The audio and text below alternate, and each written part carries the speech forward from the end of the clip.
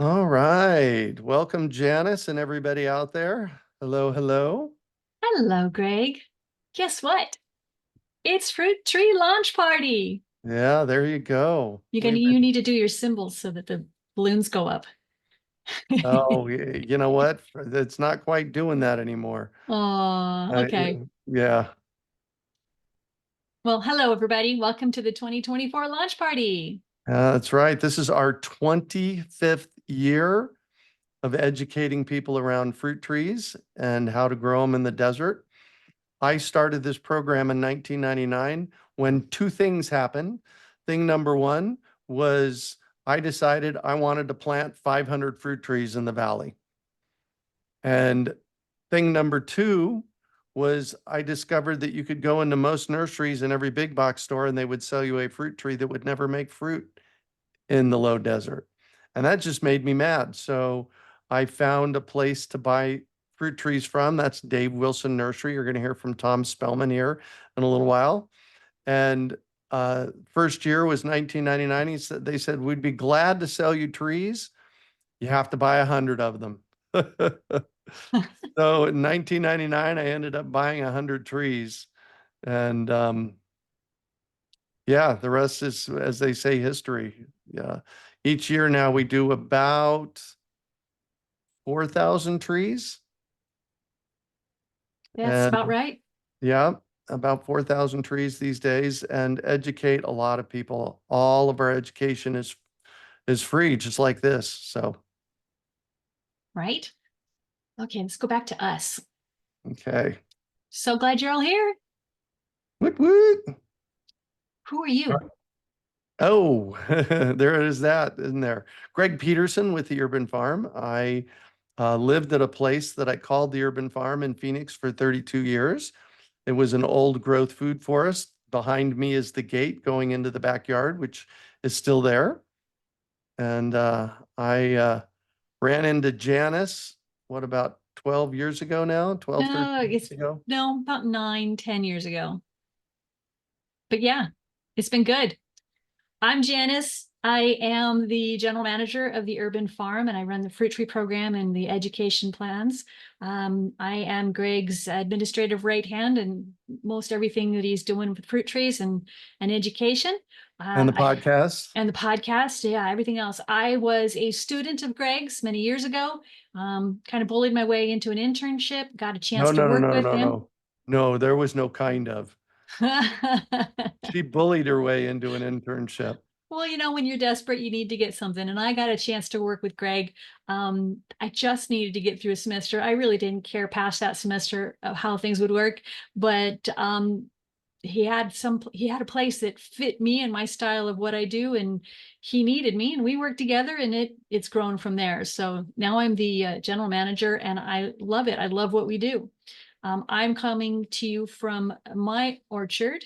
I've been growing an orchard for about 7 years now in my new home.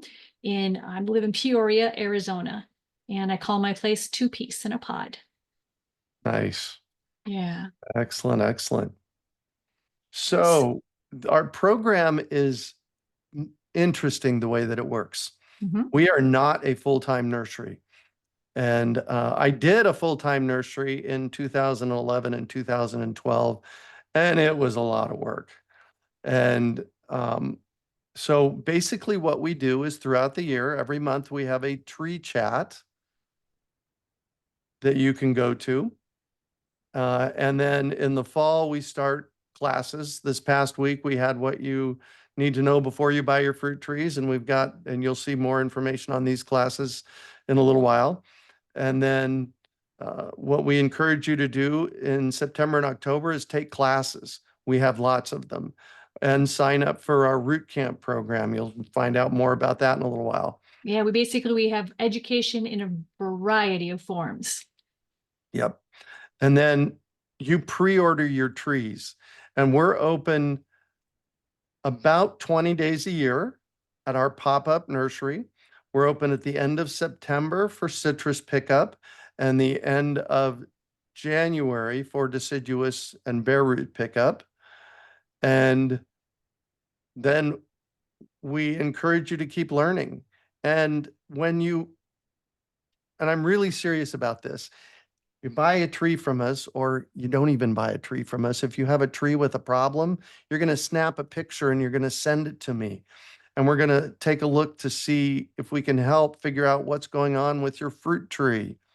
3 pictures, one up Yeah, close, one standing back just enough so we can see the basin or the ground around the tree, and then stand back about 12 feet or so we can see the area, the whole tree. 3 pictures, perfect. and you're going to send them to us. Perfect. And we're here to help. So that's how our program works. Um, take classes, pre-order your trees, pick up and plant them, and then continue learning. Yeah. And we tell you when and how to plant too. So it's not just pick up Oh, and plant. yes. So there's special parts about that too. Well, and here's the So other thing. You pick up your citrus trees at the perfect time to plant them. no, not this year. This year we're a little early. We're asking A them little to early. wait. We're asking them to wait until October where it's a little cooler. All right, so wait a week or 10 days. Yeah. So the best time to plant citrus trees is in October, and the Hmm. best time to plant bare root and deciduous trees is in January. Yeah. That's when we're open. It's designed that way. Yeah. Yeah. All right. So what are we doing today, Greg? What's that? What are we doing today, Greg? Oh, that's a good question. Don't we have another slide? There Yes. we go. Our buddy Tom Spellman, and he got mentioned a couple of times. George mentioned him, and I think somebody else mentioned, Meredith mentioned him. Tom is a rock star. I've known him for at least 20 plus years, and he has been in the fruit tree industry since the mid 70s. I love, he tells this joke or this story about when he was in high school, he used to ride his skateboard to the nursery. So we've got 4 segments. What is backyard orchard culture? Successive ripening, desert viabilities of fruit trees, and benefits of growing your own. That's all Tom Spellman. And then Janis is going to give a quick one on transforming her desert to a food forest. And it just as a clue, it concludes with the picture behind her. And that's what it looked like after 3 years going from straight dirt. So stick around for that for Well, now sure. they don't need to. Just kidding. Just kidding. Keep going. Oh no, you want to see the steps. You definitely Yeah. want to see the steps. And then Susan from Orchard People, she is a rock star. I love what she does. She does online fruit tree education. And um, she's got a really fun collaborative video on how foliar feeding works. And then about 2004, so 20 years ago, I went to a conference over in California, and this guy was talking about poo paint. Poopaint, poo paint. And I made notes of it on how to make it and everything like that. And promptly it disappeared until about 2018. And then somebody started talking about biodynamic tree paste. And biodynamic tree paste is even more so important with our extreme heat Yeah, these you're going to want to days. stick around for that lesson, for Yeah, that presentation. that's a good one. So that's what we are up to today, plus a bunch of little snippets in between, and we're giving away some stuff. Speaking Um, of which, oh no, we could talk about root camp. oh, Root Camp. Yes, there you go. If you go to fruittrees.org at the on the main page, there's a button at the top. It's part Root of our Camp. education. Root Camp is a big part of our education. This started about 8 years ago, maybe 10 years ago, when I would, for the fruit tree program, I'd print a 20-page document. I called it the Fruit Tree Manifesto. And over time, we put it online. And then a couple of years ago, Janice says, let's put it together in Root Camp. So you want to talk a little bit about this, Janice? Well, Greg's got years before I even showed up with education and classes, and we were recording them and storing them on a really great little hard drive that he was carrying around. And it just was a lot of information that we kept having to dig through every time we wanted to give a new class. And I'm like, why don't, and Greg loves sharing. He doesn't want to charge for these classes for replays. I'm like, why don't we put them all in one place? So we started putting them there. And then the more I started putting them in there, I needed to organize it.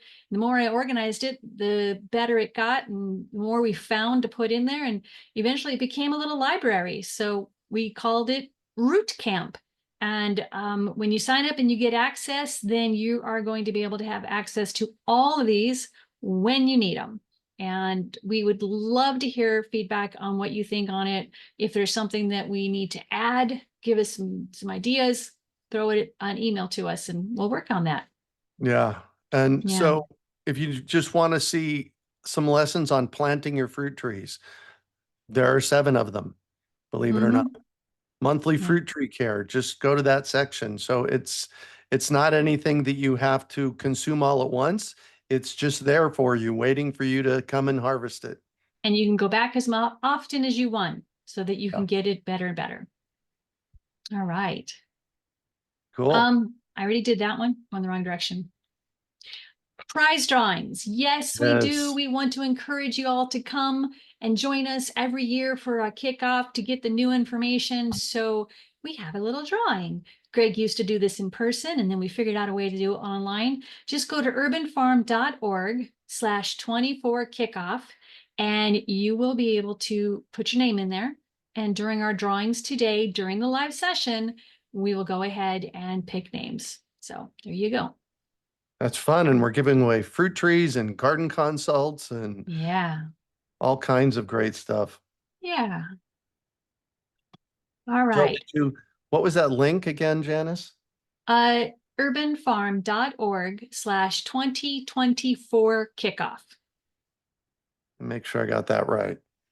Then can you post that in the chat? I will as soon as we get into the next one. All right, perfect. All right. Thank We are going to start with our first video. Unless you want to talk about that a little bit more, Greg. Oh no, what is backyard orchard culture? This is 12 minutes from Tom Spellman. It's great. Yeah, I'm going to go ahead and go over there and make sure I got the share sound, because if I don't share the sound, then we're not going to be able to hear it.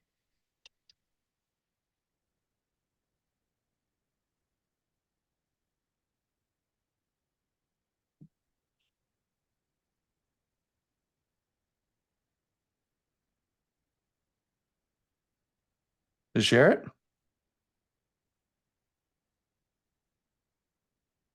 Still not seeing anything, Miss Janice.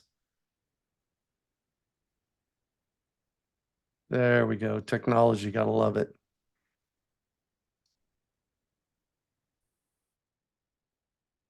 Of Dave Wilson Nursery. Today, for our fruit tree program launch, we have 4 segments with Tom Spellman of Dave Wilson Nursery. Tom has been involved in the nursery business since 1973. At that time, he was a freshman in high school and rode his skateboard to work. Since then, he has worked for several different nurseries, including Laverne Nursery, and currently he has been the Southwestern sales manager for Dave Wilson Nursery for the past 2 decades. Dave Wilson Nursery is the largest grower of fruit, nut, and shade trees in the USA. They grow 10 million plus trees per year and ship wholesale worldwide. Over the past 20 years, Tom has also done television, video, radio, conducted workshops, and lectured on the concepts of backyard orchard culture and fruit growing in general. Tom's dedication and passion for quality fruit growing has taken him to dozens of states in the USA, as well as several countries around the globe, to consult and lecture on fruit trees and fruit growing concepts. Welcome, welcome, Tom. Thanks for joining us today. Greg, good day. How are you? Fantastic. I always love chatting with you. And Well, it's always a pleasure to be on with you. nice. And today, fruit trees, surprise, surprise. And let's start with, what is backyard orchard culture? Well, Greg, backyard orchard culture is several concepts, and it's a program that was originated by my good friends Ed Livo and Craig Miner from Dave Wilson Nursery, going back 30 plus years ago. Mm-hmm. And their philosophies at that time were based more on commercial farmers, what a commercial farmer would do to produce a crop. And Ed and Craig both thought that really doesn't make a whole lot of sense. Commercial farmers are looking for these huge crops, 250 or 300 pounds of fruit from a tree. So if you have a peach or an apricot or a plum, what are you going to do with even 100 pounds of fruit unless you're making quarts and gallons of jams or jellies or dehydrating pounds and pounds of fruit. What most backyard growers were looking for was enough for themselves and their families, and maybe have some to share with some friends. So the expectations of a backyard grower were more along the lines of 30 pounds, 40 pounds, maybe 50 pounds. And you have to take into consideration that all those fruits in the prunus family, they all ripen up over about a 2 or 3 week period. So Right. you can only eat so many plums in 2 or 3 weeks, Greg. It's a proven fact. Once you do that, you'll change your philosophy on plums going forward. Right. So the first and most important concept of backyard orchard culture is tree size management. You want to make sure that you're keeping the trees pruned down to a size that's manageable for you. And I used to be accused of telling people that they should keep all their trees at 8 feet when I've never, ever said that. What I have said is keep it what's manageable for you. And I'm a firm believer in that. If you want to manage an 18-foot plum tree, I have absolutely no problem with that. It's not my tree. So for me, when it comes to varieties like peach, plum, apricot, things that ripen over a very short period, an 8-foot tree or 8.5-foot tree works perfectly for me because I can do all my work from the ground. If I need to prune, if I need to thin, if I need to harvest, if I need to throw a bird net over the tree, all of those things are easily done on a 7.5, 8-foot, 8.5-foot tree.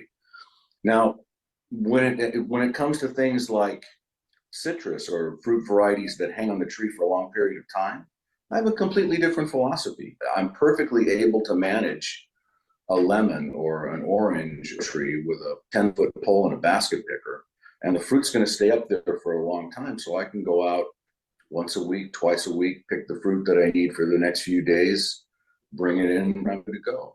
I don't have to worry about harvesting all that fruit within a 2 or 3 week period. And quite frankly, some of those things are very popular with my family and my friends. So when people come over, they want to know, hey, what's hanging on the tree? What can I take home? So quite right. frankly, an 8-foot tree didn't give me quite enough fruit under that situation.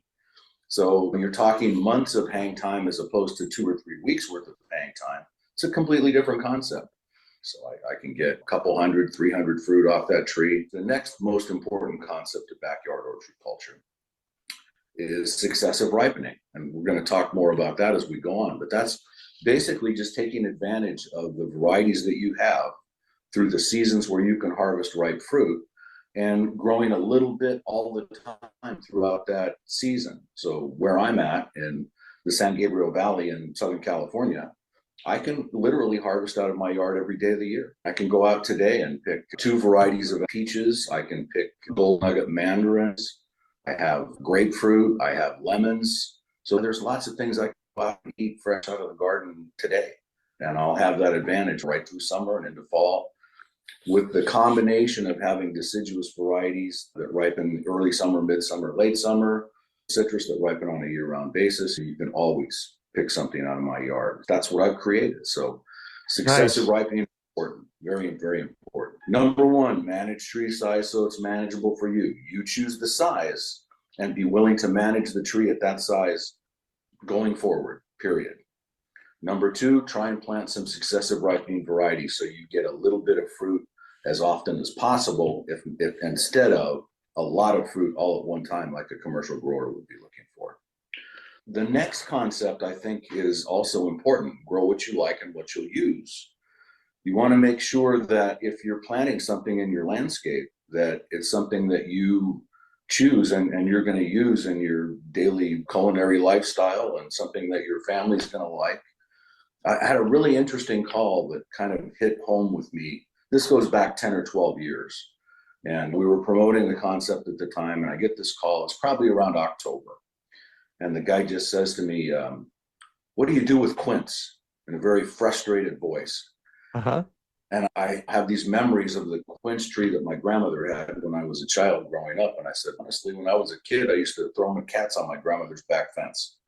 And he said, oh, my wife's a cat lover. That's really not what I can do. And let me explain myself. He says, about 5 years ago, I went down to the Kmart, and it was the end of their bare root season, and they had these little trees and bags of sawdust, and they were all on sale for $5. And I said, wow, that's incredible. You can't grow a tree for $5. He said, yeah, but all they had left were quince. So I bought Oh my 5 of gosh. them. Oh my So gosh. minimal financial investment of $25, but now 5 years worth of your garden space, 5 years worth of pruning, irrigating, fertilizing to grow 5 beautiful quince trees with a big, heavy crop of fruit and not have any idea what to do with it. But he said, yeah, I picked one off the tree that looked bright yellow the other day, and I took a bite out of it and I threw it on the ground. It was the worst piece of fruit I ever ate. I said, yeah, you got to understand what it is. Quince is not a fresh tree fruit. Quince is a processing fruit. They make jams, they make jellies. My grandmother used to make some wonderful quince tarts. It's not the kind of fruit like a peach or a plum or an apricot where you just go out and pick one off the tree and eat it. So this guy with his minimum $25 financial investment wasted 5 or 6 years worth of garden time only to find out that he didn't like what he planted. Yeah. So do your homework up front. Make sure you're trialing the varieties. Make sure you're looking at reviews. Look at variety descriptions. Make sure that the calendar season fits your needs for those varieties, and enjoy it. A little bit of fruit all the time is so much better than a lot of fruit at any one given time. I'm not looking to make a living off of it. I'm just looking to have something for us to eat. Control tree size so it's manageable. Look for those successive ripening varieties. Grow what you like and what you'll use. Grow varieties that are adaptable to your climate. You're not going to plant Bing cherry in Huntington Beach, California. You're not going to plant a papaya outside in Boise, Idaho. You've got to make sure that you're also doing your due diligence on varieties that are adaptable to your climate and rootstocks that are adaptable to your soil and geographic conditions. Well, and that's the cool thing about what we do at the Urban Farm Fruit Tree Program. We've made all those experiments for you, and the trees that we do carry are climate and season appropriate. Absolutely. And that's the most important consideration. You're doing most of the homework up front for your customers. Yeah. So you're giving them varieties that are desert adaptable. You're giving them rootstocks that'll take your alkaline, sandy soils. You're already gearing them towards success if they're paying attention to the program that you have. Yeah. But I've been to some of the chain stores in Phoenix, and you can buy a Bing cherry, and you can buy things that are not going to grow in that area. And we need to make sure, as representatives of this industry, that we supply people with varieties that they're going to be successful with. Nobody wants to spend that much money on a tree and have it fail. So if you're planting the wrong variety or a variety on the wrong rootstock, it's already failed.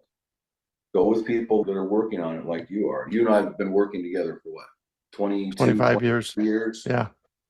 And your program is a great success. You've done all that homework. We've looked at new varieties over the years. Hey, you know what? I got this new Sausy Swirl white early season donut peach. You know, it's low chill adaptable. I'm budded on a rootstock that's adaptable to your climate.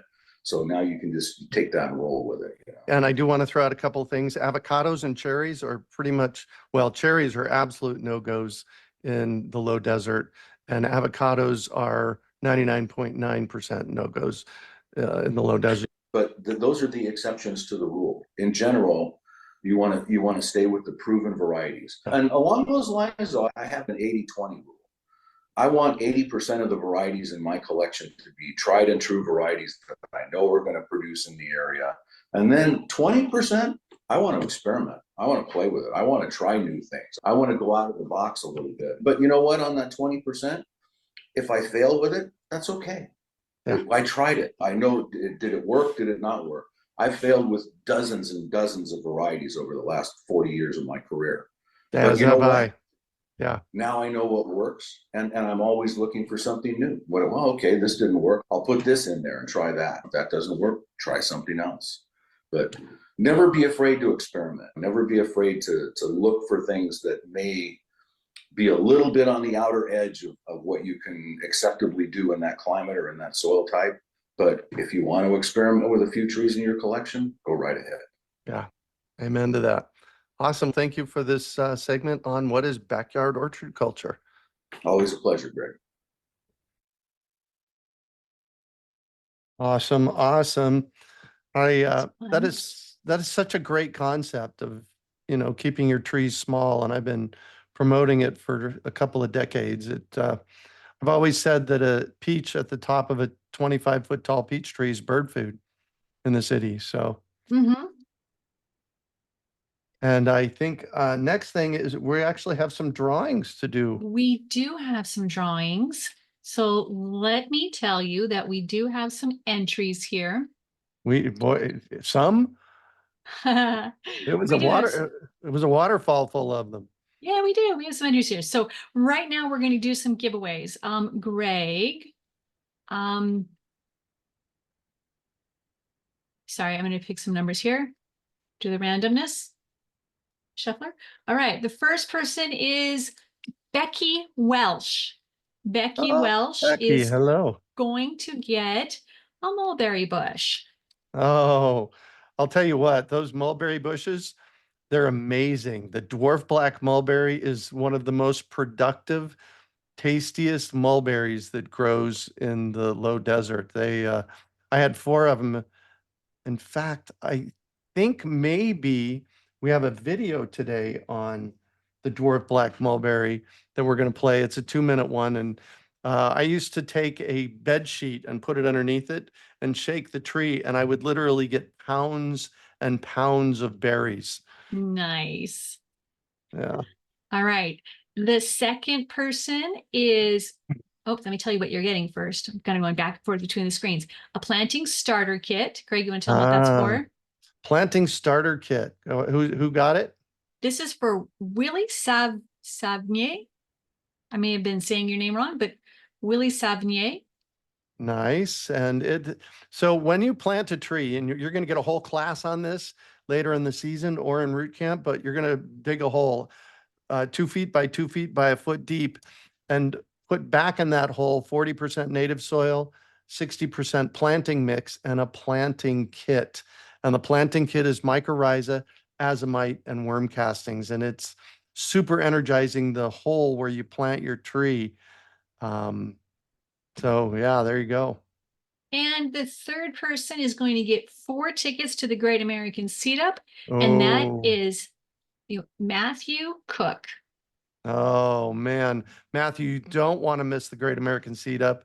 If you're in the Phoenix area, we actually had some people come over last year from San Diego. It is a 8,000 square foot room full of open pollinated seeds. We bring in about 100 different varieties of open pollinated seeds, and it's like this great big seed bazaar. And you go up to the bucket of basil, and there's a scoop there and a plastic bag and a business card. And you take a scoop or two and put it inside the Ziploc bag, and take a card and put it in there. And the card tells you everything about that variety. And you mark it down on your sheet. And 1 scoop of basil, what's $1.25? I think that's right. Every year you choose a different one, and I'm not sure if I have that memorized. Yeah, there you go. And that scoop of basil represents 5 to 10 times the amount of seeds that you would get in a typical packet of seeds. So it's a great deal. And Bill McDormand and Bellstar and I created this event 11 years ago. This is our 10th annual one. We created it 11 years ago to super energize the local seed economy in Phoenix. So you don't want to miss it. GreatAmericanSeedUp.org. Oops. All right. Was there? Yes, I'm just adding some stuff here. All right, cool. Bouncing between screens there. So I added into the chat the link again. If you missed the link, or if you weren't paying attention at that moment, the link is in the chat for the kickoff drawing. And I've got 3 screens, and one of my screen is split. So I'm bouncing around before to make sure I got everything right. And sometimes I've been talking and I don't even have my microphone going. All right, let me go back to our schedule here. Yeah, next is Oh, early bird specials and how to place your order. let me Slide see. 6 and 7. All So right. the early bird specials. Oh, Go actually, ahead. the next is shopping today. Now, if you need assistance, if you are running into some questions, you want to place your order, it doesn't quite work for you, we have somebody behind the scenes who is working our phone line, because we actually have a phone line today, just call this phone number, dial extension 700, and you will go directly to Hannah, my awesome favorite daughter-in-law. She lives in one of my two. She's not my favorite. She's one of my two daughter-in-laws. She's in Ohio right now, but she's helping us, and she will take your order. She can answer questions. She can help make sure things go through. And so call 602-248-9256, extension 700. Greg will put that in the chat room so you guys can see it. But again, that is, or you can go to Order Trees now if you want to go online and just do it yourself. All day today, and this weekend we're going to be doing our stuff. So And now, Hannah's great. She's been with us for 3, several. 4 years. Yeah, 5 years. I don't know. I got to remember how many years she's been married to my son. Okay, so that's how we do that. Now, Greg, your side. Oh, you're adding into there. We do have catalogs that have information on almost all of our trees. We've had a couple little additions to our program, but you can go to fruittrees.org and you can download the catalog. And we have information on deciduous. We have information on citrus, a lot of great hints in there. There's information in there for the catalog. There are no prices listed, or there shouldn't be, because prices change year to year. This is an information catalog, so you can download it and keep it. That's where you go for that. Yeah, and I have to tell you that about 3-4 years ago, I took one of Susan's from Orchard People, one of her classes, excuse me, one of her courses online, and she said, reach out to your supplier for a catalog. And I shared that with Janis, and Janis says, we need a catalog. We do. If you do nothing else today, go look at these catalogs. They are flipping amazing. There's something that you can keep and refer back to. And if you find a typo, send it to me. It was stuff that I put together. It took a lot of hours, but it was kind of quick. So I might have some typos, but there you go. Oh, Janis, when you get a moment. Yes. Tree wrap. Couldn't find tree wrap on the store. I wonder if tree wrap's turned on. Okay, I'll find it during it. Oh, I can't do it during the next class. Dennis says, will the paste be available at the pickup site? So the biodynamic tree paste, which we're going to talk more about later, we're not going to be selling direct. You're going to have to order it direct from the Josephine Porter Institute, and we'll share with you completely how to do that. Yeah, we'll go on. We'll talk more about that during their class. We'll go at it. Yeah. But I will add the tree wrap a little bit later. So let's talk about early bird season, Greg. Greg, the way he runs his program is our program now. The way we run our program is that we try to order early, and we have to figure out what we're going to buy. And because we're only open a certain number of days, there's it's a kind of a game to make sure we have the right amount. But in order to make this work, we like to get as many orders in as early as possible. They do give us a little bit of a savings on that. We want to promote it. So we have an early value saving time called our early bird. It's a little bit different for citrus to deciduous. So citrus early bird is May, if we can open by then, through August. So we just ended our early bird. More on that later. And deciduous we run through October, and that's our bundle pricing. That's our best pricing that we can offer you. Then later on, we'll switch to some end of the year holiday prices, and then we'll have prices when we end up being on the lot. So for citrus, that's December, and deciduous, that's January. So we are in early bird season. The more on that part was, Greg, do you want to tell them what you did for citrus for this weekend? Oh, yes. So 2 days only. Citrus is always an interesting challenge because we have such a skinny window to get it in. And so we discontinued the bundle pricing on it last weekend. Because we had to get our order in. Because we had to get our order in. Well, we were able to order some extra stuff. And so we are putting the bundle pricing back in play for the weekend, for today and probably tomorrow. So if you buy So, 3 5 gallons or 3 15 gallons. and you get a super screaming price. Now, a year ago, Janice and I jumped on the phone and started calling nurseries and around town. And we found a scary piece of information, and that is how expensive fruit trees are. And so I wrote an article about it. It's in Root Camp. Um, Needless to say, our prices are much, much, much better than that. And when you buy a bundle of 3, it gets even better. So I just encourage you to go to store.urbanfarm.org. Right there on the front page is the 5-gallon and 15-gallon citrus bundle, and check out what we have available. Yeah. Okay. We go back to the next one. Switching screens here. Oh, you're up next. I know. How cool is that? Except So you talk. Janice, when she started working for me, what's it been, about 6 years ago now? You It was decided 10 years to, early ago. I know, but when you moved to your new house, Oh yeah, almost 7.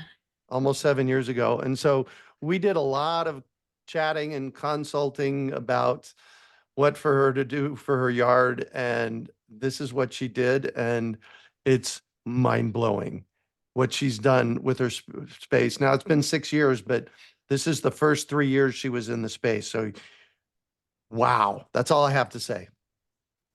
So I had the opportunity to move out of our old home that I was trying to figure out how to increase my food growing potential at that home. It was not much. It was nothing. So at the same time that I was finishing up school and classes with Greg, my husband and I bought a house, and it was a journey. It was fun. I got to put into play all the stuff that I had known. So this is what I started with. I had a dead, barren desert backyard. It was a new neighborhood. The ground was very lifeless, hard packed. It was a muddy mess when it rained. It was dusty as heck when it dried because everybody's yards was the same.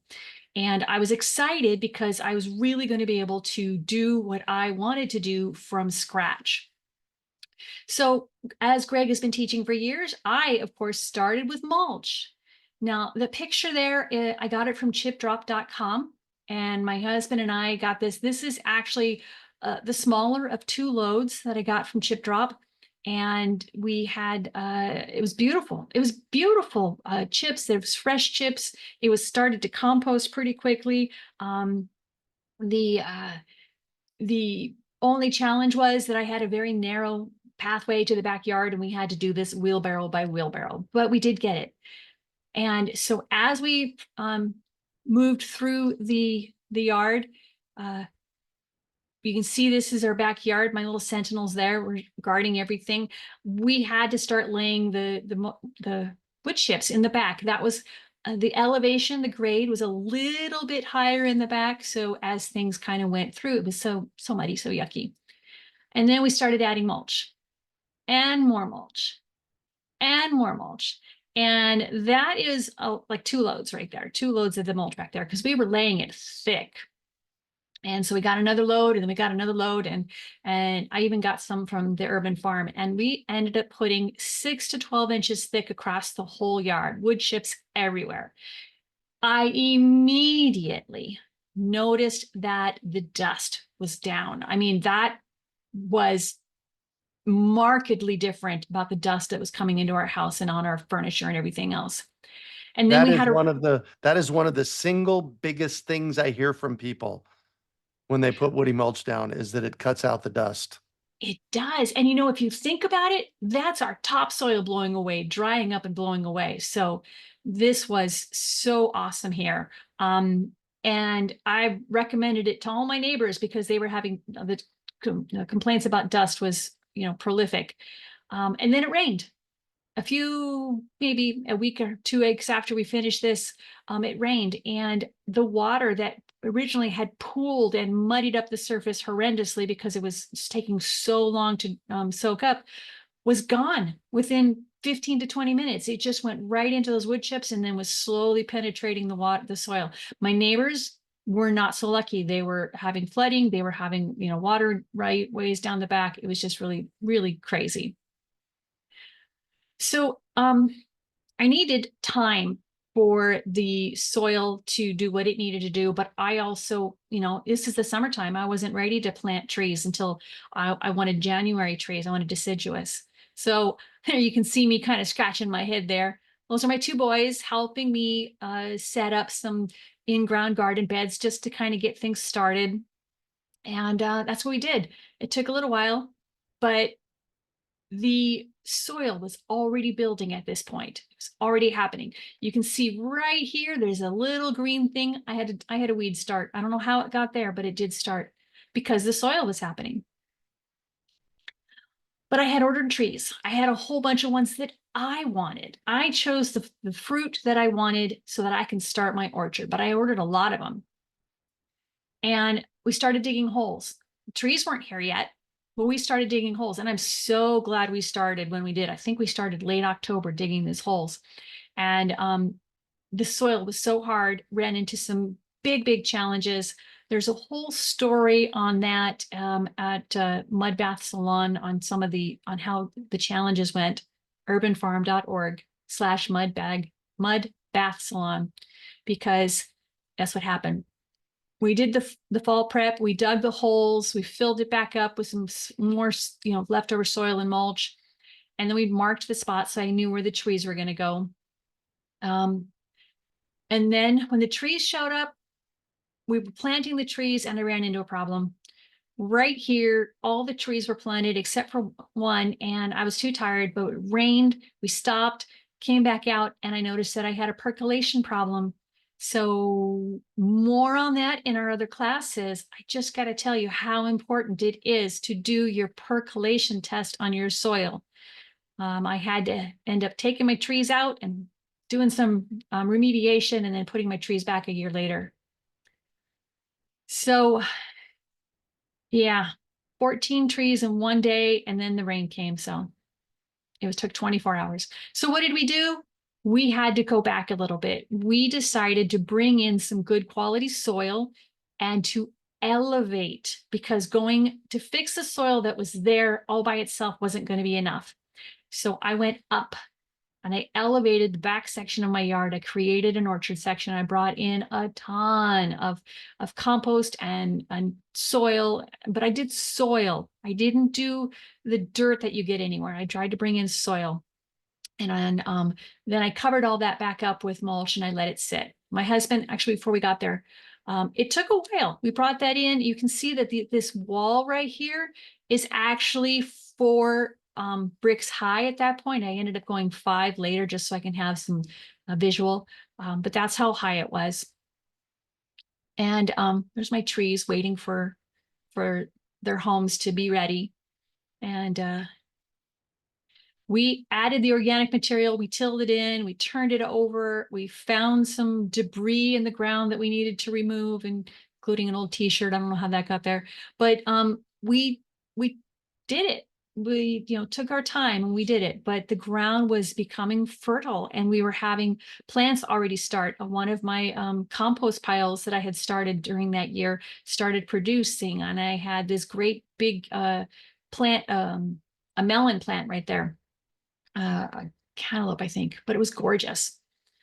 And then the next January, we planted the trees again. And here are the 6-foot wide basins, nice walking space in between them. That is in the elevated section of the yard that these trees were planted in January, because they were, that's the best time. They were all dormant. You can see some of them were starting to wake up, but it was still the dormant season for the trees. And started working on just helping them grow, giving them nutrients, starting them off right. And here later that spring, I started to see some green, which was so exciting to start seeing green in that yard that had been brown for almost 2 years, a year and a half of just dead brown. And the yellow and blue was my makeshift grapevine, where I was able to plant some shade for my young trees. It's kind of it's fun because it is a green there that stays there that allows it to be an element that divides the yards. And I still have access to it because I planted my trees far enough apart. Then we had a rainstorm. And now this is the second year that we've been there, and we had this rainstorm. We had almost 3 inches of rain in that one day. And you can see this picture from here. You can see the water sitting on the wood chips. Right here was maybe 30 minutes later, the wood chips were already soaking it up and storing it so that it didn't run off down into the street and adding to the whole new, soil underneath it. It was great. So about 30 minutes later, all 3 inches of that soil or 3 inches of that water got soaked up. That's a lot of water. So the next season, my trees started perking up. I started waking up and growing, and I got lots of good new growth. This is my fig tree right here. And no, this is my apple tree. This is my apple tree on the left. And this one in the middle is my weeping Santa Rosa, very beautifully reaching out with her long arms. Grapevine is behind it. And this is my mulberry tree, my Pakistani mulberry, one of my favorite trees, so that I can use this to be able to create shade in a nice good shade on a good section of my yard and shade my bedroom window. Planted ground cover. We planted sweet potatoes with each one of those trees right in around the basin in the dirt area that was a little higher. I planted sweet potatoes, and they were so happy. They covered the whole yard, and I allowed it to happen. This is my friend Ray. He's on his knees here in this orchard, helping me try and find some things. But that's how thick it was. It was gorgeous. The temperature change in my yard was tremendous. It was just so exciting to see.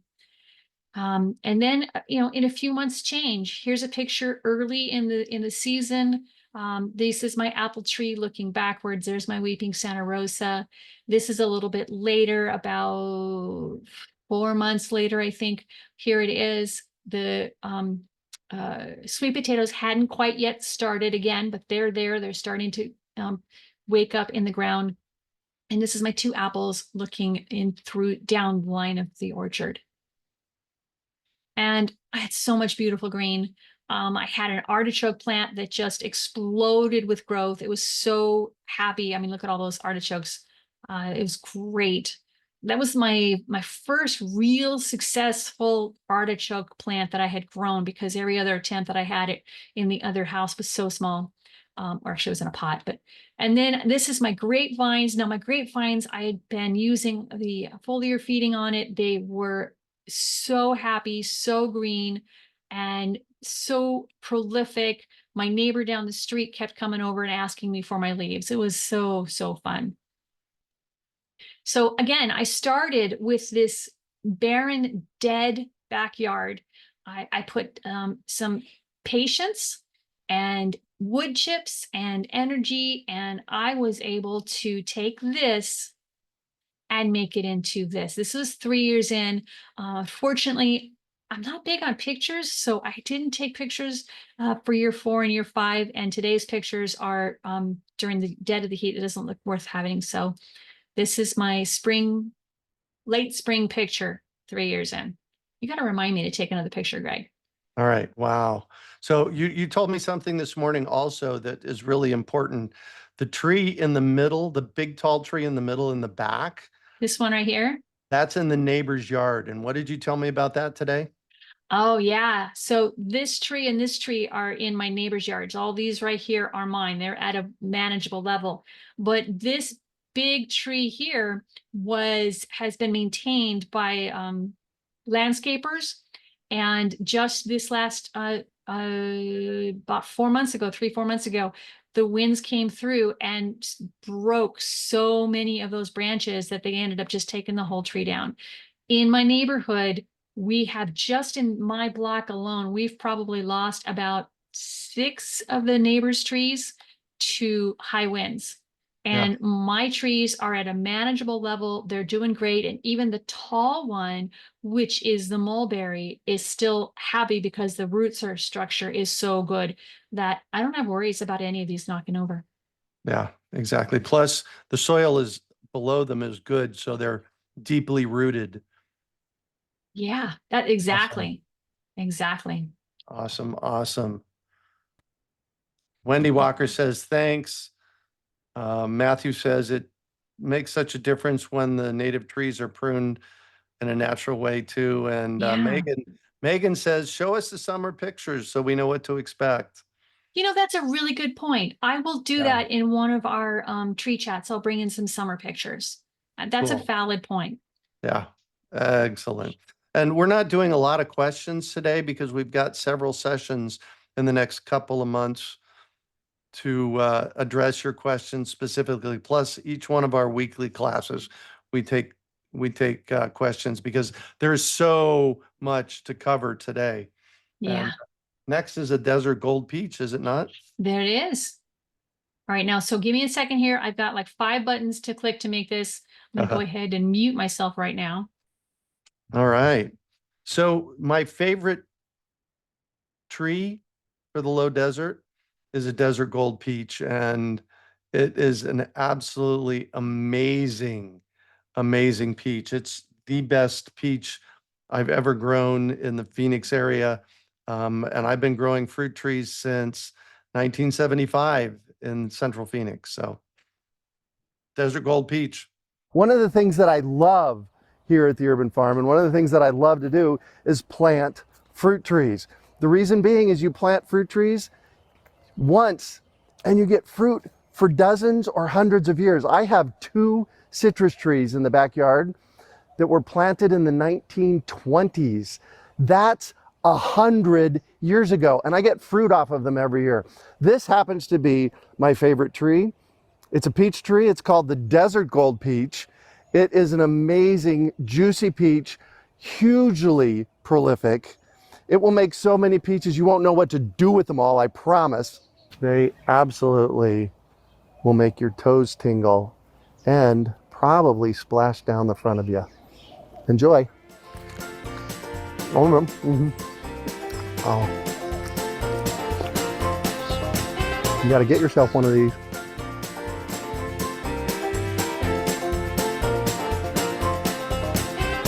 Oh my God. That's heaven.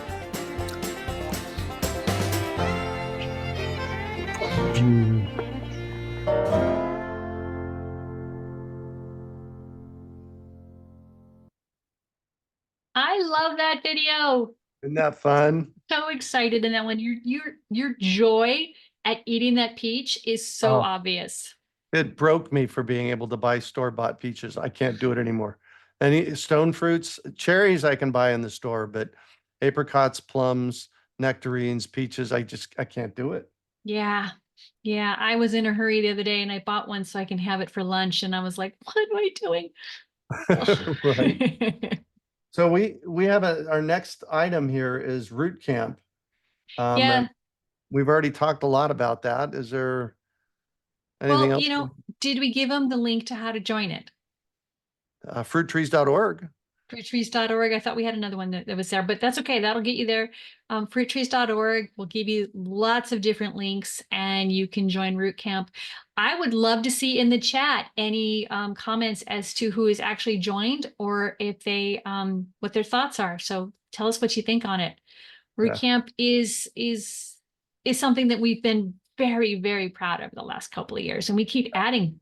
We keep adding. So at this moment, Greg, you're going to have to count how many lessons we have in there. But at this moment, we are doing fabulous with this, and we'll keep adding. And there's going to be 6 more because there's 6 today that we'll be adding. Yeah. All right. We get to do slides again, or not slides, drawings. Let me go see what we have. All right. Oh, goody, we got a few more entries. Let me scramble. I'm going to scramble and scramble. Scrambling the drawings. Okay. Now what we have here is Greg.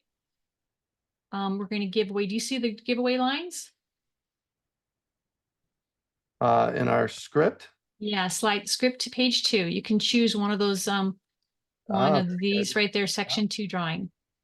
okay. All right. What are we getting? I know who we're giving it to. For fruit tree. That is for Richard Martin. Richard Martin is going to get the free fruit tree. Yay. Awesome, Richard. I'm putting names in, making sure I log it in. Next one. Planting starter kit. That is for Kathy Bloomberg. Yay, Kathy. Excellent. I gotta make sure I log this. Otherwise, we're gonna have people coming back and going, but I got it and I didn't get you. Okay, no, hold on. And oh, by the way, we're gonna give away a couple of consults with me today. I do virtual consults. It will change how you do your yard and how you look at your yard. And so we're going to be talking about those here in a little while, but those are amazing. All right, so now we're going to do one where we are going to go ahead and give away one more before we go into the next item. Seed up tickets 4-pack again. That is for Lawrence Smith. Lawrence Smith. And I'll be going over a little bit later how to claim these prizes, but Yeah. I want to make sure we don't miss anything. All right. Okay, now we're into Kickoff specials. You have a slide for that, I think. This I'm is sorry, what'd you say? kickoff specials. Ah, okay. Kickoff specials. Yeah. So Slide my screen. we prior to launch day and on launch day, we do some kickoff specials. They look like if you spend $150 on fruit trees or plants, we're going to give you a single tree starter planting kit. This is the really good one because that's got a what $12 value on it, Janis, the planting. Yes. Yeah. And the Bioflora, this is an amazing organic fertilizer that is made in the Phoenix metropolitan area. It's called Bioflora Dry Crumbles. It is they primarily sell to farmers. So this isn't a regularly available product in nurseries. And I've been selling their product for 20 years now, started in 2004. It is OMRI certified, which means it's organic. And if you spend $350 on plants or trees, we're going to give you a 50-pound bag of Bioflora crumbles. We're just going to give it to you. That's a $60 value. That is huge. And then for those of you that want to go big with fruit trees, if you spend $1,000 on trees, you get a consult with me and a 50-pound bag of Bioflora dry crumbles. And basically the way that the consult works is we set up a time and you send me your address and some pictures and we get on the phone and chat for an hour. And it will, like I said earlier, it'll transform how you look at your yard. Yes. All right, everybody. I want to tell you that we are moving along just in time. I'm trying to make sure I've got my slides ready.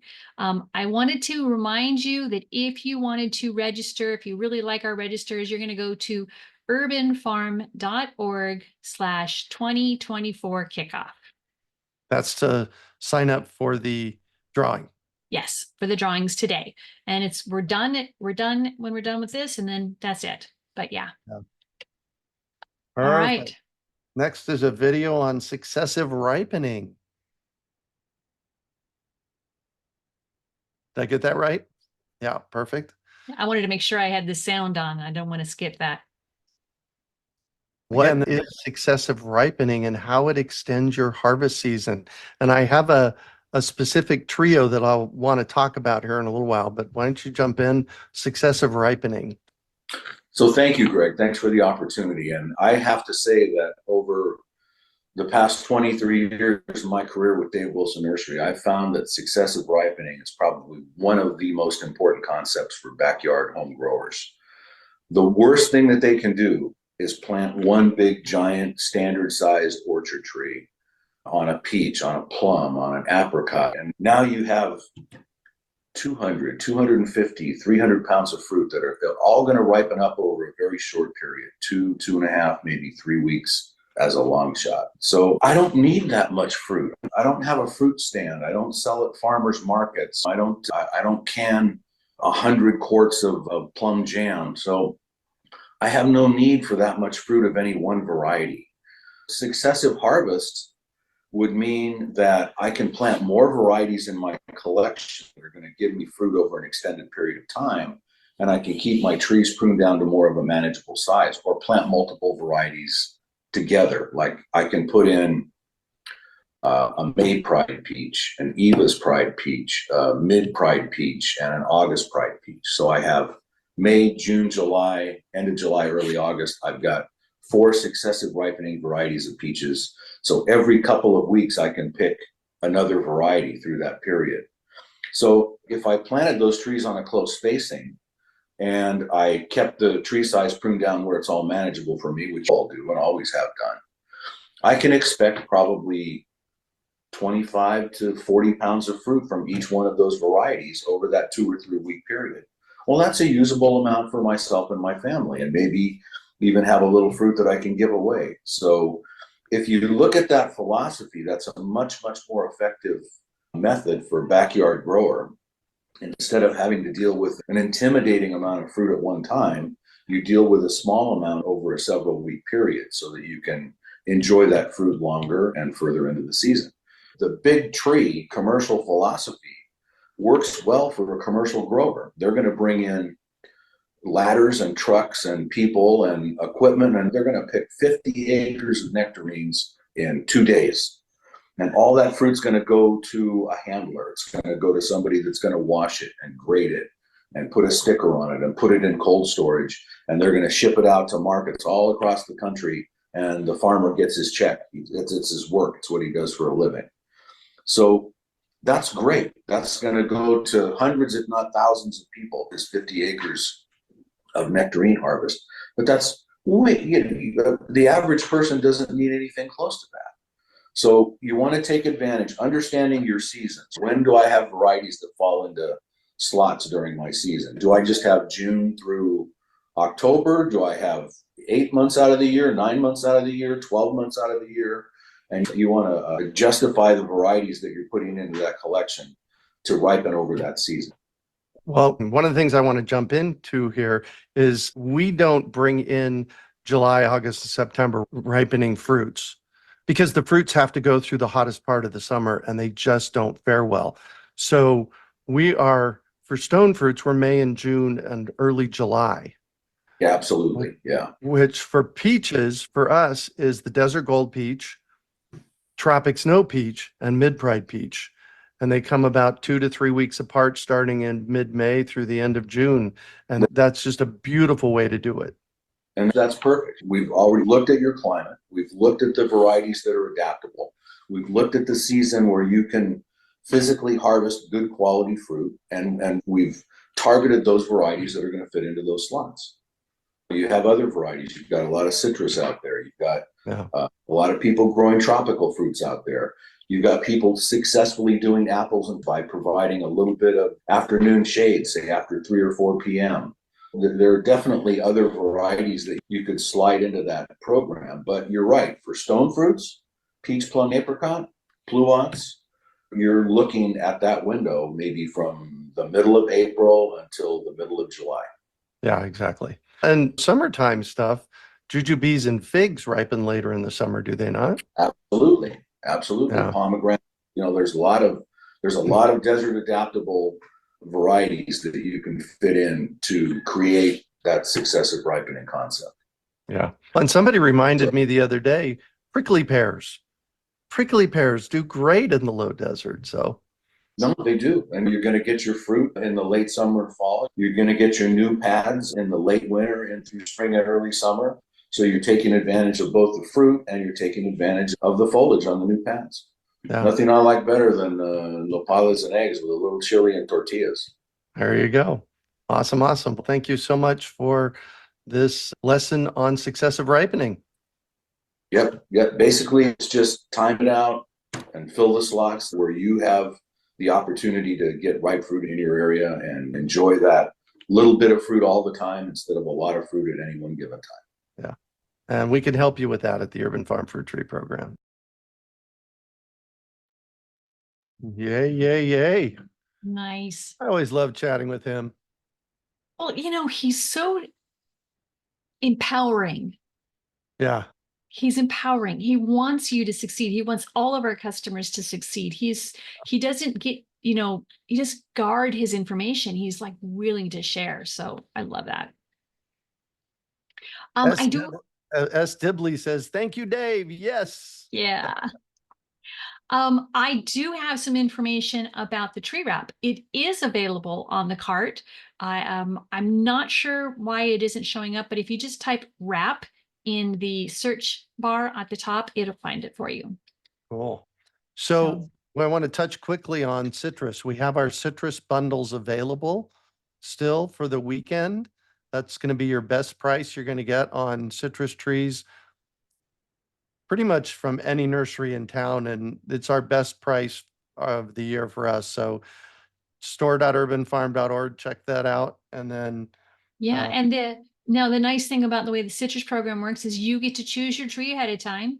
We Yep. will bring them in and we'll take care of them. We'll sort them. We'll get our lot ready, and then we'll have pickup the last 2 weekends of this month. It'll be Friday, Saturday, and Sunday. So that's for 2024, the last 2 weekends of September, Friday, Saturday, and Sunday.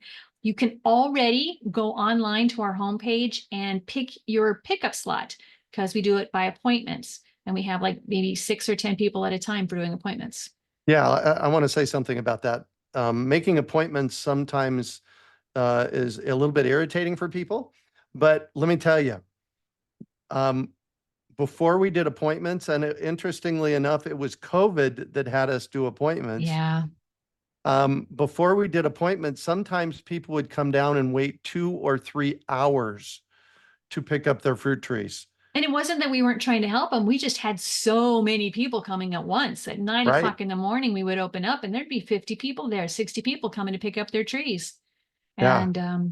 And appointments and thank you, Heidi, my beloved Heidi. yeah. Or Heidi said, well, why don't you just schedule appointments? Like, Right. hello. Why didn't we think of that? I mean, literally, Exactly. that's that kind of question. And it's magical how it works. We get, you schedule people every half hour and we get everybody that comes in on that half hour slot. They're in and out in a half hour.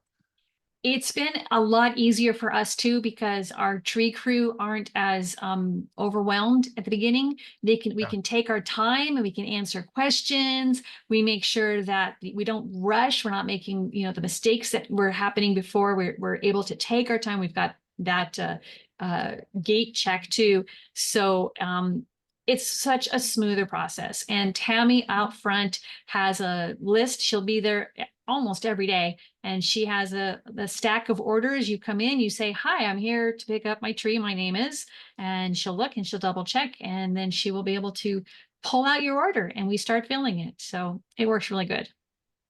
And Tammy's still in the house. Tammy is in the house right now. Tammy, you're a rock star. We love you. Yeah, exactly. All right. Classes. You got a couple of slides on. Oh, yeah. I love your classes. You've been doing really good with these for years. Well, but what people have to know is they were my classes, and about 5 years ago, they became our classes because you do some of them. Yeah. What you need to know before you buy your fruit trees is all the caveats to make sure that you don't get a tree that doesn't make fruit in your area. And we've already done that. This one was done last week. It is recorded in root camp. So these two classes help you choose your trees and your supplies, what to know before you make your choice. If you're still on the fence about what you want, how to get it, that's what these classes are for. Yeah. And the next class here, what supplies do you need? This is a Janis creation, and we go over everything that you need to be successful with your trees, because I've said for years, you're going to spend at least as much on supplements and soil products the first year as you are on the tree. So just make note of that. Yeah. And this kind of, there's sometimes a complicated math. I created a spreadsheet that I was sharing with people, and it kind of works, but it might be a little bit overwhelming if you have more than one tree. So we actually have this class, and on lot, we will have Angela there to help as well. I was And going to say, man, Angela is a rock star. for When you stepping up and doing this. Yeah. when you step onto the lot, if you go see Angela and say, what do I need for my trees? She'll do the math for you. If you have questions about how to take care of your trees, come see Greg or myself or Raymond. Angela is there to help do the math for you to make sure that your order is done. We've kind of like given everybody a role so that they can stay in that rhythm, but it works really nice. Yeah. Now, after you choose your trees and figure out how many supplies you want, we want you to help to know how to plant and care for your trees. So we have 3 of those classes, Greg. Yeah. And I get still to this day, I get pictures for people and see them on Facebook, and they're doing everything wrong. And it's really one of 3 ways that people. They're either doing all 3 or one of these 3, and their trees are either dying or not thriving. Exactly. In fact, I got one this morning. Did you? Yep, I did. I got Ugh. one this morning about a berry plant. And I said, because if you send me a question and say, hey, my tree's not thriving, make sure you send pictures, because I'll ask, or if you don't, I'll ask for them. And yeah, so I, over the past 20 years, have deciphered what people do to kill their fruit trees, and know that I have a solution for every single one of them. It's easy to fix. You just have to be conscious about it. So that's what 3 ways to kill your fruit trees is about. And planting, watering, and fertilizing talks about how to. Planting, watering, and fertilizing. There you go. Boom, boom. And you definitely don't want to miss that. But we go in depth in that. We talk about it, and we talk about how it might change with your soil. And when you come away from that class, and I would recommend you watch it 2 or 3 times, that's really going to give you some insight about what makes a successful planting of a tree and how watering changes depending on where you are and what kind of soil you have. Yeah. Well, and so I have my fruit tree watering methodology Uh-huh. that I co-developed with nature starting in 1975. In 1975, I lived at the Weldon House. It was a half an acre in Central Phoenix, and I planted fruit trees, and we got flood irrigation there. And flood irrigation watered our trees once a month in the winter and twice a month in the summer. And the trees absolutely thrived. So the first thing I'm going to tell you to do is, when you plant your trees, you're going to water them once a month in the winter and twice a month in the summer. And people freak out. It's like, oh my God, that's not enough. Because so many people water their trees every 1 or 2 days. Right. And that's the quickest way to kill. If you're watering your fruit trees every day, that's the quickest way to kill them, I promise. Yeah. So the methodology that I give you teaches you how to implement watering, so that you know if you're overwatering your trees or if you're not underwatering your trees.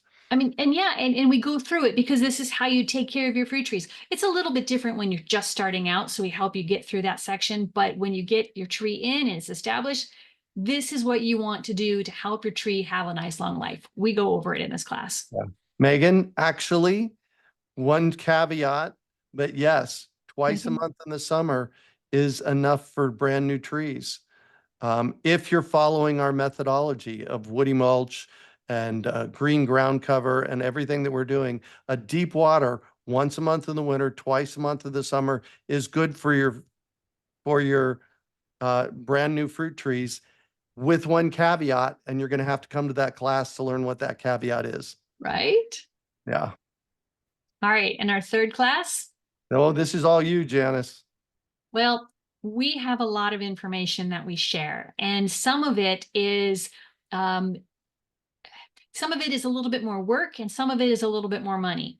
And if you're willing to put in more work and more money, then you can get top level results from your trees. But sometimes some of us just don't have the time or the money to put that in. So I figured out where we are drawing levels in each of our different ways of caring for our trees.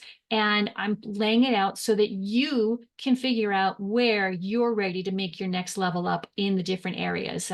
If you have more time, if you have more money, if you have more interest, where is it that you want to put your time to be able to get the results that you're happy with? And by doing this, you understand I only put in level 2.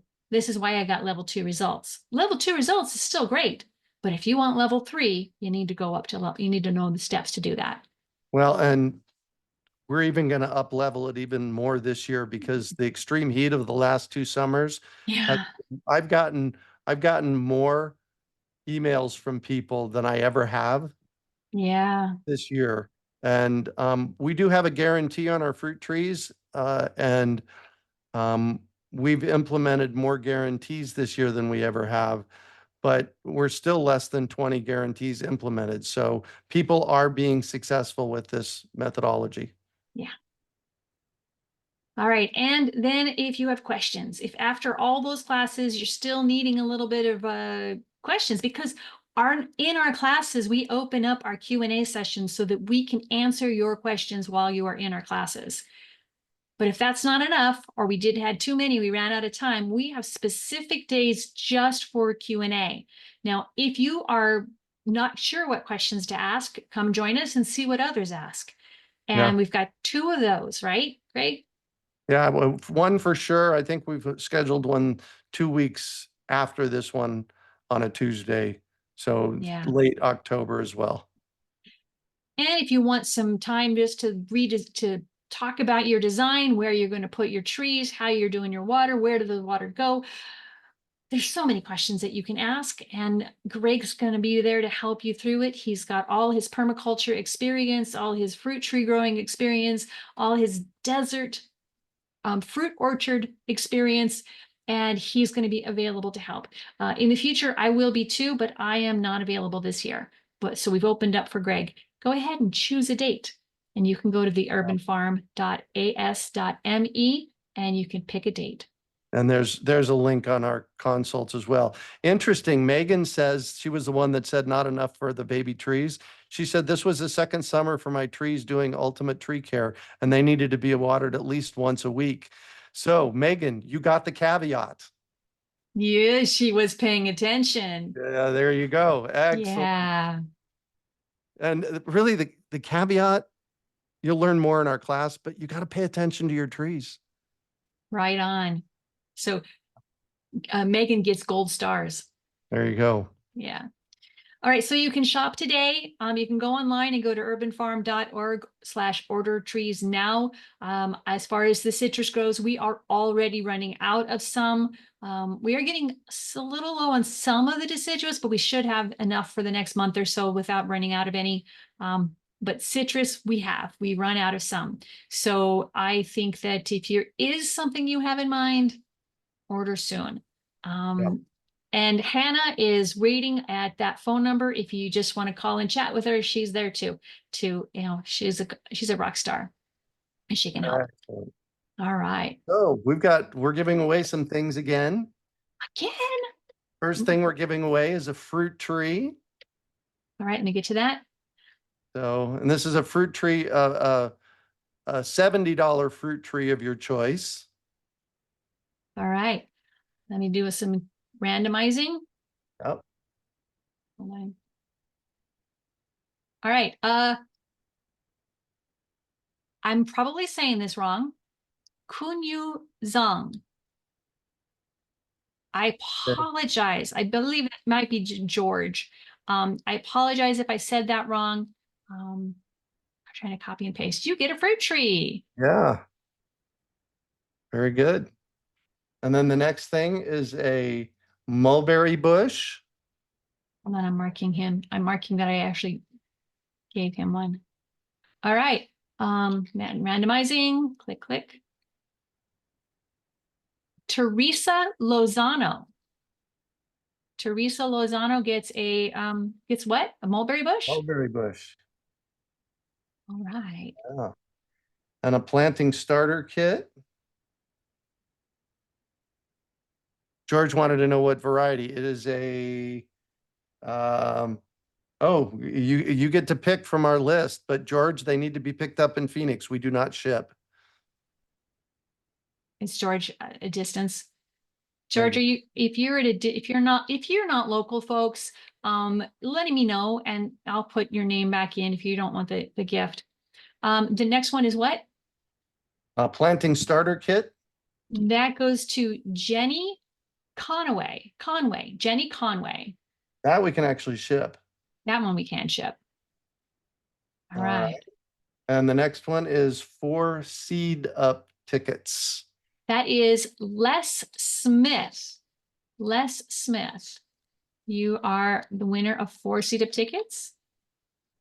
Maybe copy your name and put it over on there. Gotta go back and forth between 2 screens. Okay, now folks, I'm going to talk a little bit about how to get your orders, how to get your prizes at the end. We'll go into that a little bit. Oh my gosh.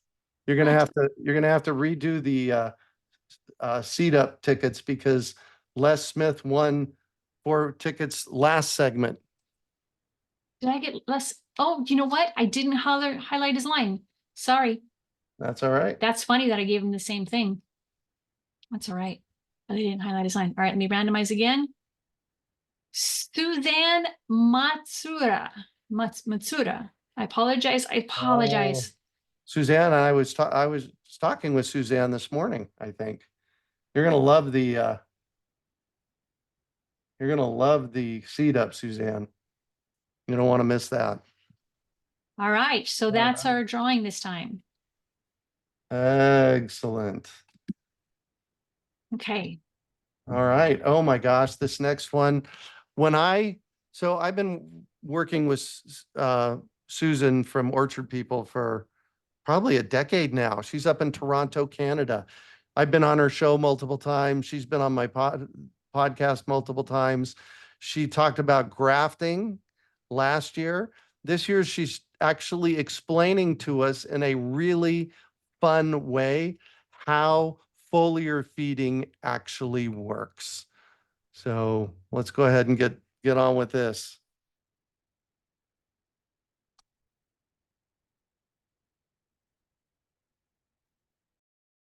Welcome, Susan. Thank you so much for being here on our 25th year anniversary fruit tree program launch. I'm excited you're here.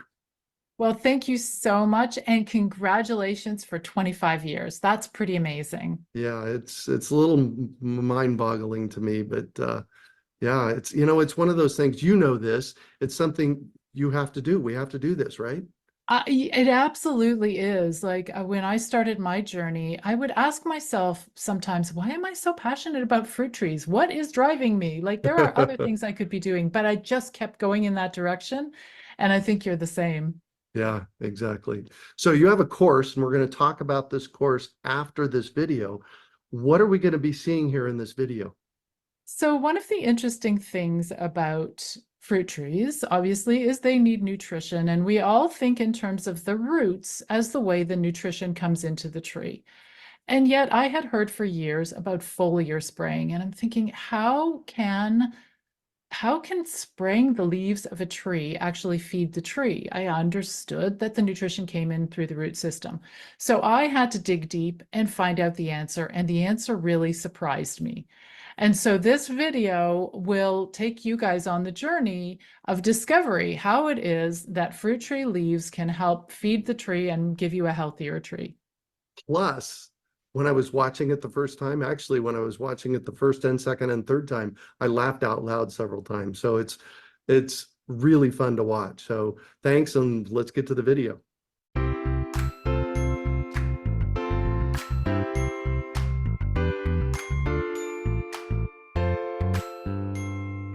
Until now, we've been learning what we humans can do to build healthy soil. We choose our fertilizers, mulches, and amendments carefully, and we apply them correctly.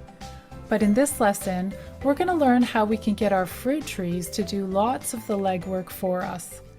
And believe me, they know what to do.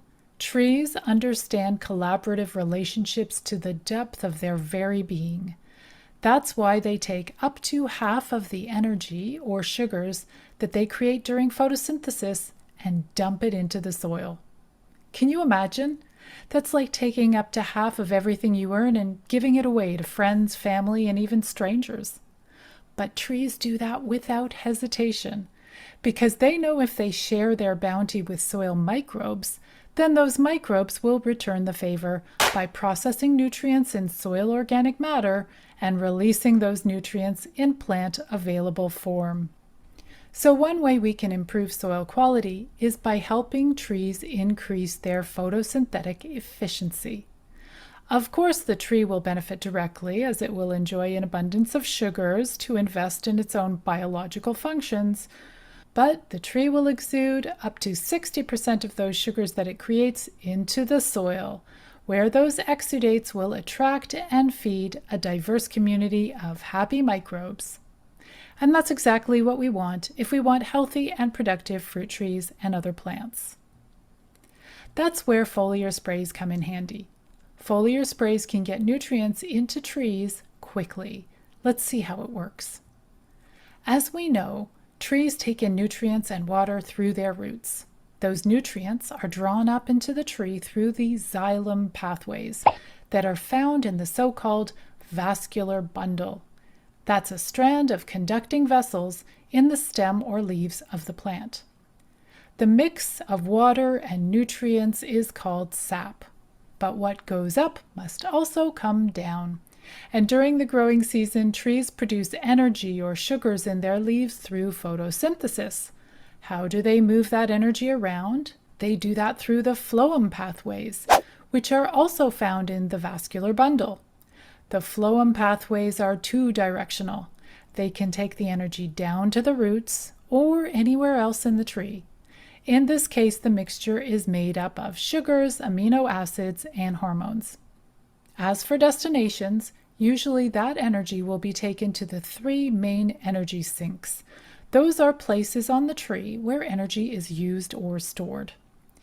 Those energy sinks include the fruit, the shoots, or the roots of the tree.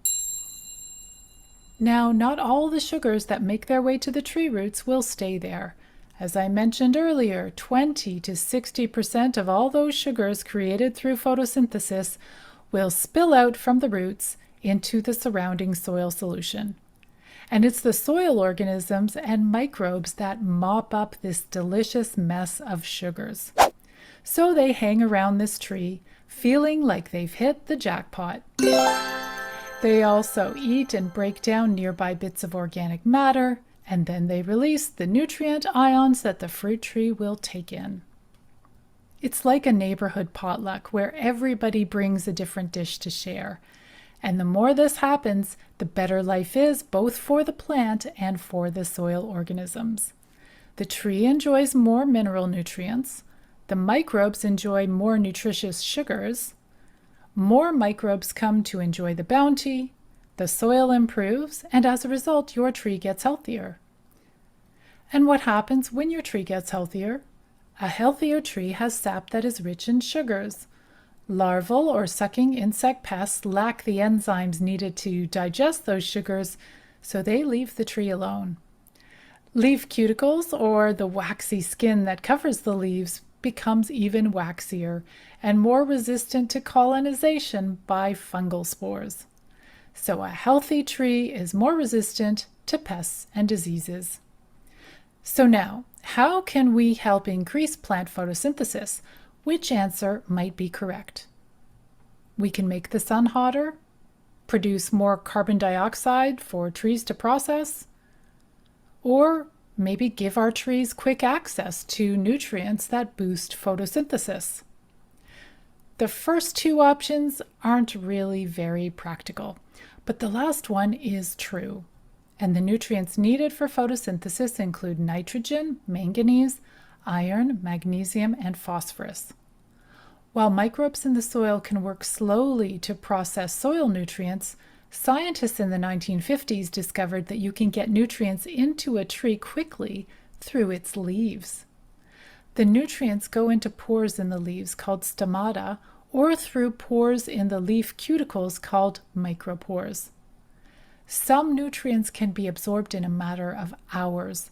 Others may take several days. The speed and efficiency of nutrient absorption through the leaves depends on the nutrient. Nutrients that are highly mobile in the plant, and that means they'll move around quickly and easily once they enter the tree through the leaves. Well, they include potassium, magnesium, phosphorus, sulfur, nitrogen, sodium, and chlorine.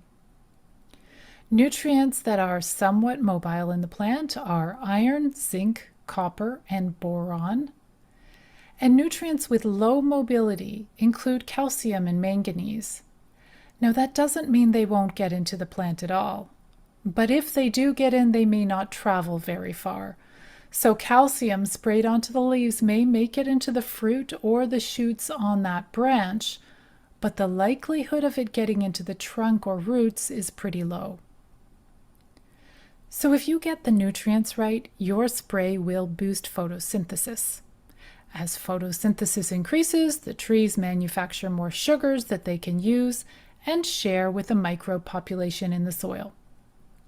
If you do this just once, you'll get a swelling in the population of soil microbes, but if the food doesn't continue, many of those microbes will die.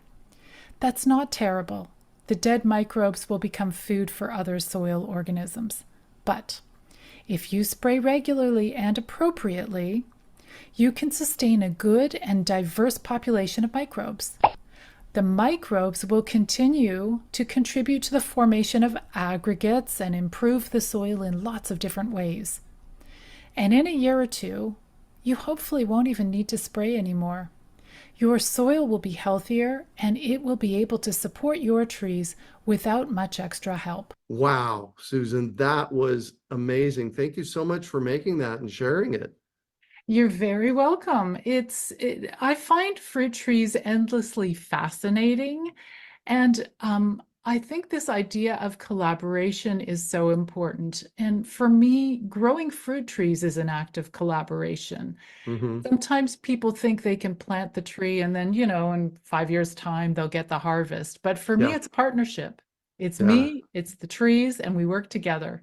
One of the things that I've stumbled across in the past couple of years is that fruit trees need to eat every day. And if we're only feeding them once or twice a year, they are so undernourished. And in our fruit tree program, we suggest 4 times a year granular and twice a month foliar. Interesting. Yeah, Yeah. the other thing that I find interesting is obviously fruit trees don't have teeth. And so if they don't have water, they can't take in nutrition. So if they are thirsty, they are also starving. Wow. Well, thank you for that. And give me a little snippet. What is this course that you have and where do we find it? So the course is called Soil Essentials for Fruit Trees. And what I do is at learn.orchardpeople.com, I have all sorts of courses on fruit tree care. And I started off intensely teaching pruning because pruning is a great way to improve tree health Yes. and the quality of the harvest. But then I really needed to understand soil and how that worked. So in the same way that I researched and created that video, I've created a whole course helping you to evaluate your soil and figure out how to nourish the soil so that the soil will nourish your fruit trees. Nice. Awesome. And you have a special offer for our listeners? Yes, I have a special offer, and if the listeners want to sign up for this course, they can actually get it for 50% off for 1 day only. And so they need to use a discount code, and the discount code is Urban Farm. So if you go to learn.orchardpeople.com and you find the course Soil Essentials for Fruit Trees, use the code Urban Farm and you will get 50% off. And honestly, guys, I never offer 50% off on any of my courses. Greg, it's because I love you and I love what you do. You do such important work. Thank you so much. And thanks for this great data. And I'll tell you what, if you sign up for the course, there is a lot more fun and to be learned in it. Thanks so much, Greg. Oh my gosh. As you can tell, Miss Janis, I love, love, love working with her. So, all right. Are you there, Miss Janis? I was talking away, but I didn't have it unmuted. I love her too. Isn't she great? Yes. Yeah, I Okay. love, she's bright and shiny. She's got a podcast, a radio show.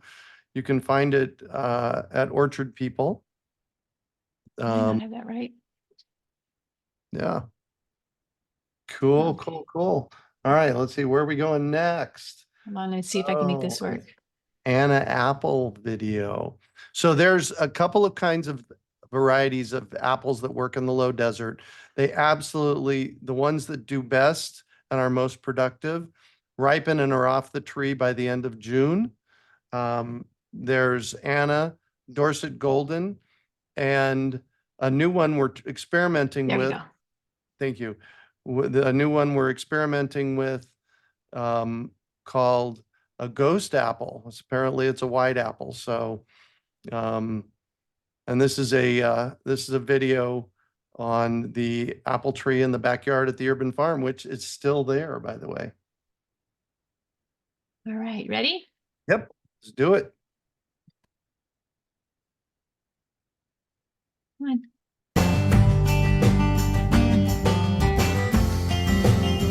Here we are in the backyard next to my amazing Anna apple tree. As you can tell, it is incredibly productive. We'll get maybe 400 pounds of apples off of this tree this year. Remember, the only place that lack lives is between our ears, because when we look to nature, look at the abundance that's here. Here's what I do with the apples. Make dehydrated apple chips. We can make apple cider, both hard apple cider and apple juice cider. We can make apple cider vinegar. We can make apple sauce. We've done all of that with the apples off of this tree. This tree doesn't follow my urban orchard guidelines to keep the tree small so we can harvest it from standing on the ground. Well, that is on purpose, because in the summertime, the sun sets right about there. So what this is doing is this is giving me a nice shade structure for the back patio in the late afternoon in the summer, which is really cool. So that's one thing it does. Number two thing it does, again, it gives me leaves for mulch. Number three, it gives me fruit. The fourth thing for me on this tree is I can actually climb it. Yeah, okay, I know, I'm 60 years old, but I want to climb this tree. I wanted an apple tree in my yard that I could actually climb, and this one is it. So this year we are going to have an amazing amount of apple chips, because that's mostly what I do with it. The other thing is we make apple sauce, as I mentioned earlier, that Heidi uses as the butter additive to a lot of recipes that she uses, so that we don't have to use as much butter. So there you go. Plant yourself an apple tree. They will bless you with an amazing amount of fruit.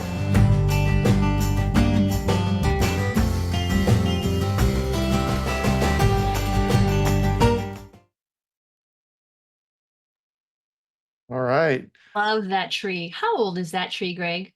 At that point, that was 3 years ago. I would say it was 10 years old. That's beautiful. That's beautiful. I've found that stone fruit and apples, if you treat them really well, will live 25 years in the low desert. Citrus, on the other hand, as I mentioned earlier, can last for 100 years, because I had it happening.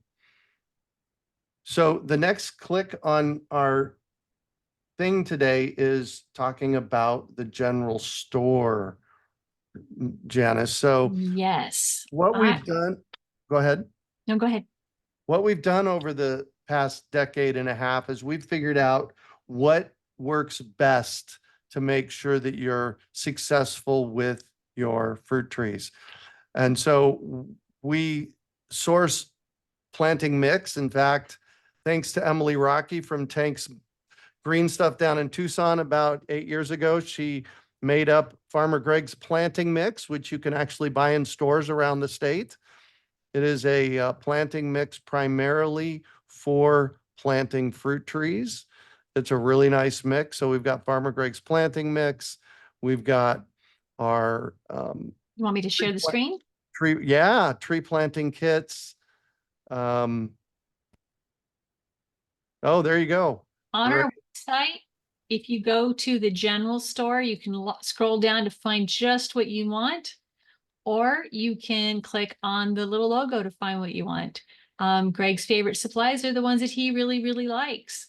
The soils, the mulch, the dry amendments, that is the planting mix Greg was just talking about. It is the wood chips. When we have compost in there. We have our worm castings, we have our azomite, we have our bioflora there. Well, there's something really important that I want you to chat about also. We maybe 5, 6, 7 years ago, we started doing a buy 3, get 1 free. And a lot of our hard products like Greg's planting mix, if you buy 3 bags, we give you a free bag. So can you show that to them? So when you go to one like the mulch or the planting mix, when you click on it, if you were to just get 1 and add it to your cart, that's 1. If you were to add it to 3, Hello everyone, that's this is not going to Janis, happen. and I wanted to do Oops. a super quick video on the urban farm. But if you click the box, buy 3, get free, then it'll include it. And 1 here is 4 on the buy 3, get 1 free. And that's essentially, if my math is correct, that's giving you a 25% discount. It is. Yeah.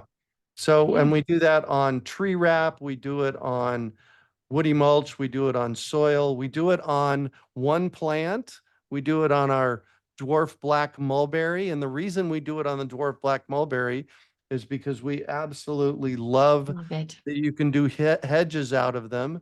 And I was just looking at our script for today. We've got a video on the dwarf black mulberry coming up. So you'll see my hedge that we put in at the urban farm a few years ago. So. And liquid nutrition is what we're going to be talking about a little bit later. Or we talked about that earlier. That's the foliar feeding. You can get that stuff there. Granular fertilizers. We only love organic fertilizers. We'll talk about that in our planting, watering, and fertilizing class, why organic fertilizers are the only way to go. And we actually do the buy 3, get 1 free on our High Creations bundle as well. That's the A foliar. very special buy 3, get 1 free. Yeah. Yeah. You buy the bundle and you get heart for free. And we've got drip tape, which I use in my orchard, but you can use it for your garden. We got some great drip tape sections there. Some tools like a water meter or a soil probe. We've got some pest management like tree wrap. We've got the consult right here. We've got the planting calendar.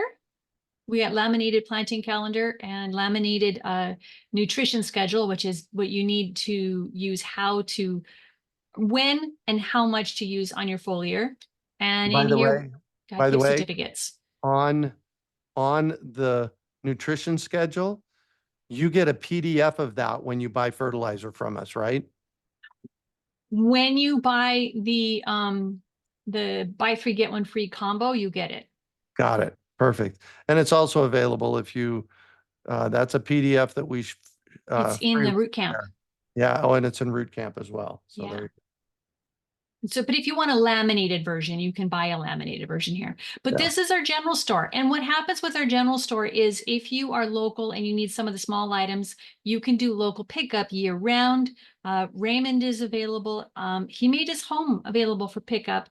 And Dallin is available usually very much on the weekends that he is pretty easy to schedule with. I'm hit or miss. Just this year's been a crazy year for me, but you can do local pickup in Glendale, Mesa, and sometimes Peoria, or you can come to the lot. And if you come to the lot, the great thing about coming to our nursery lot when you pick up your trees and you pick up your supplies is we are there to answer questions. Raymond is in our general store, and that's his job all day long on the lot, is to help answer questions about the general store supplies and what's the best way to use it, and some gardening questions that happen to go around that. He'll look at your trees. Ray is there. What's your name again? Greg. Greg is there to General store help you as manager. well. Yeah, that's Ray. Ray's awesome. So this is our general store. We wanted to kind of introduce it to you a little bit. It is a pop-up general store like our fruit tree program, and is not year-round. Perfect. Right. Perfect. And next on our schedule is some more drawings. Right. All All right. right. So the first item is a consult. You want to tell them who won? Oh, you already got them pulled. I did the randomizer to save time. Very good. Jennifer Duke, you get a free consult with me. It's And over the phone or on Zoom or yep. And we'll get together. You'll send me pictures of your yard and your address, and we get together and chat. yeah. You also, for anybody that spends $1,000 on fruit trees and plants, also gets this for free. And I have an ulterior motive on that one. If somebody's investing that much money, I want to make sure I'm invested in making sure they're successful. Yeah. Yeah. All right. The next one is the mulberry bush. Who gets that? Sharon Dibley gets a mulberry bush, as does Matthew Messmer. Mesmer. Yeah. And then And we Marion, got seed go up ahead. tickets, a 4-pack up of seed up tickets, yeah, Marion Zaleson. or Zalesin. Lesson, yes. We don't know. We're probably butchering some names here, but we're doing our best. Sorry. All right, All there we right. go. You know what? I wanted to take a minute right now. We still have a little bit going on, but I wanted to talk a little bit about how you get your consults. We are going to send an email to those who won the consults with a link that you will be able to use for scheduling. So you can pick a date on that. So that's how we're going to do the consults. Then what to do with the other items. If you've already ordered something from us, I will be looking and double checking, and I will add the free item on your orders that you already have. And if you have a new order that you are going to put this on, then you just tell me in the comment section when you place your order, hey, I won this during the kickoff. Can you add it? And I'll go ahead and add it. But I am keeping track of that, and we'll work on that. So, but reach out to me, Janis at urbanfarm.org, and put in big capitalized letters, kickoff winner, got a question, or something like that. Yeah, and then if you haven't ordered from us before, if you're a new client, just send her an email, Janis at urbanfarm.org. Yeah. All right, awesome. All right, let me find my next screen because we got another class. Yeah, desert viability of fruit trees. We're talking about things to do to make sure that we have more successful fruit trees in the ground. So a big part of this is that we're already making sure that we're bringing in trees that work. So that's step one.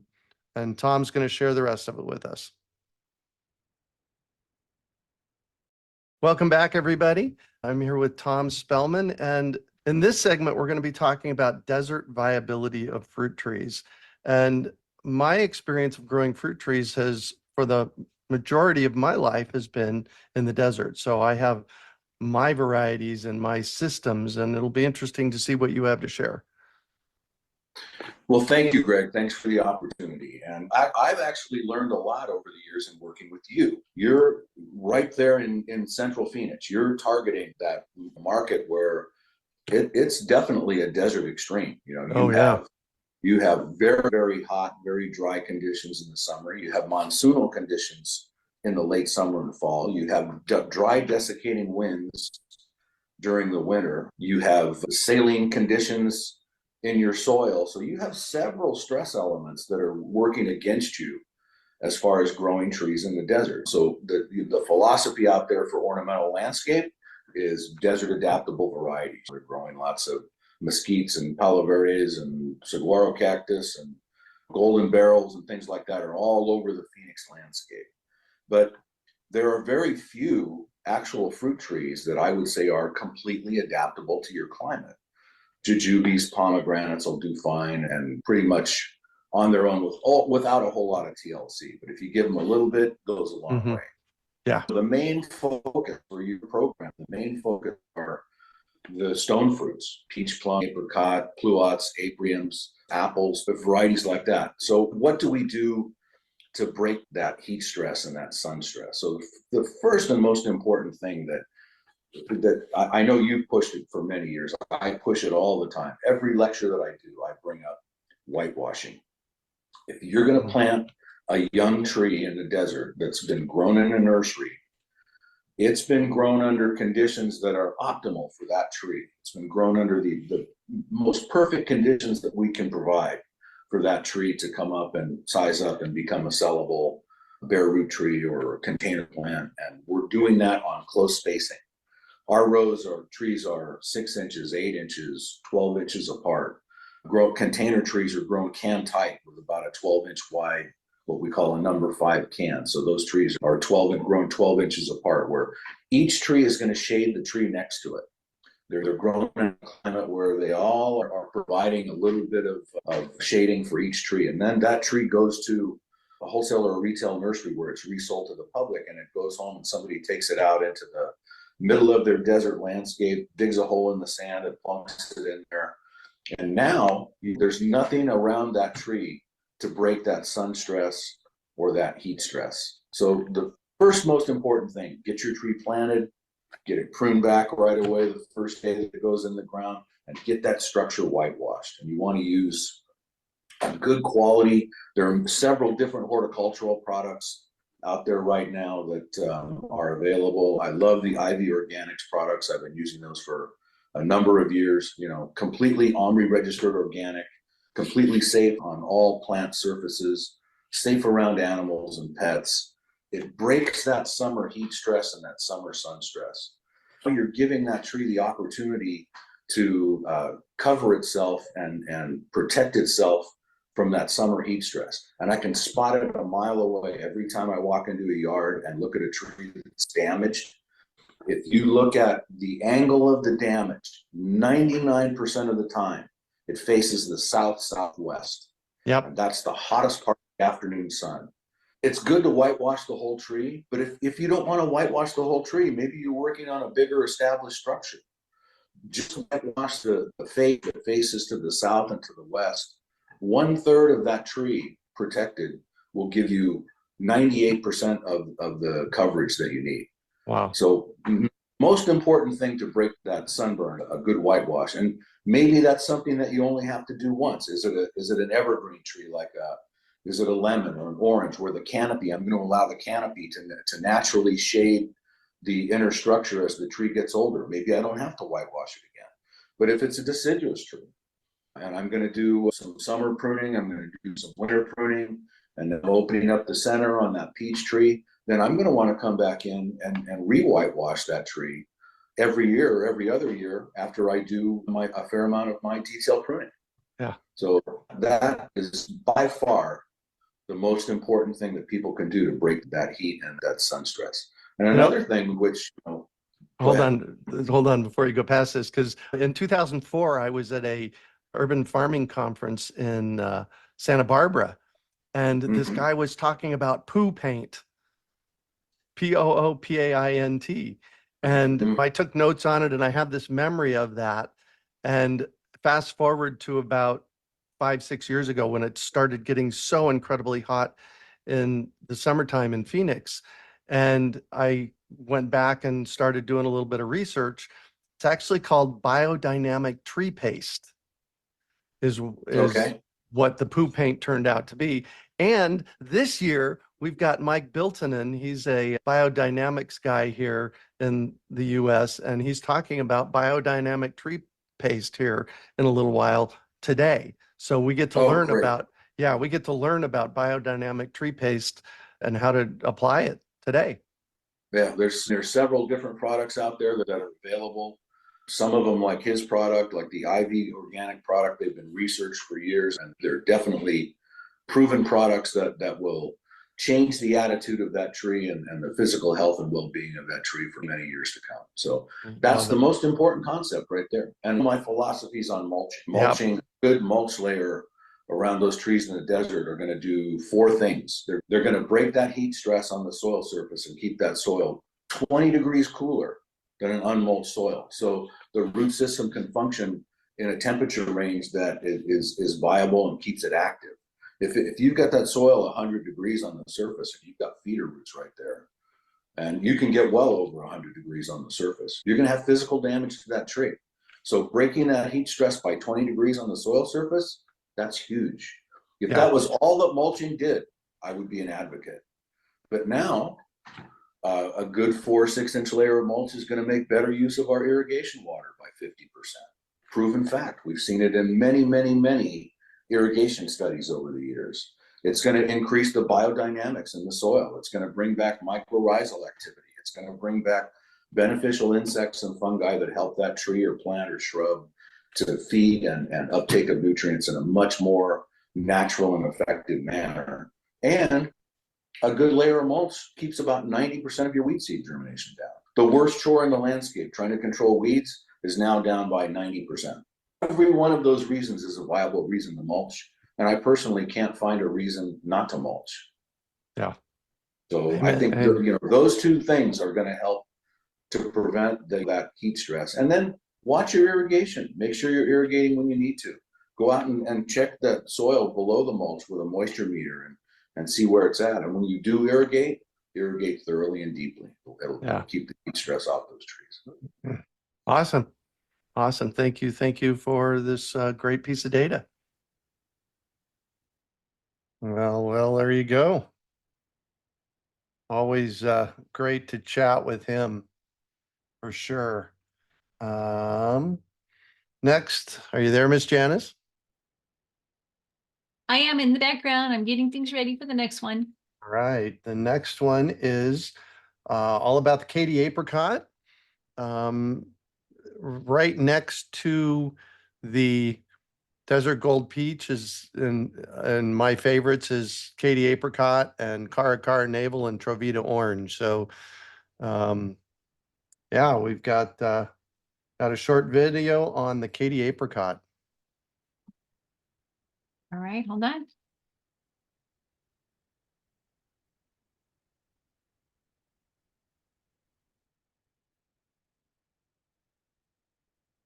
This happens to be my favorite one right here. I have a lot of favorites. What can I say? This happens to be one of my favorites. This is the Katy apricot. And this is the time of year when we're actually harvesting apricots. And come and check it out. These are the best ones to get. These are the ones that are nature picked. They're sitting on the ground. They're the best. I just, blow off some of the stuff if there's any stuff on them. Oh my God. That is the best. Katy apricot. Here we are.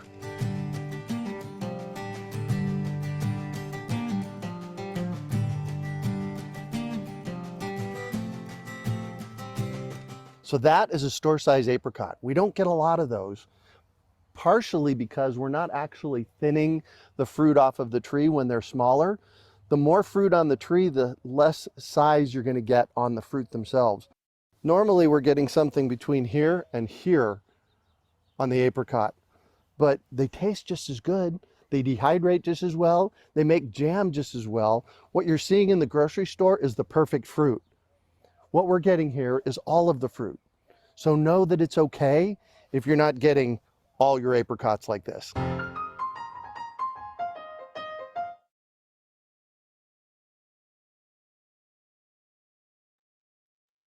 Yay!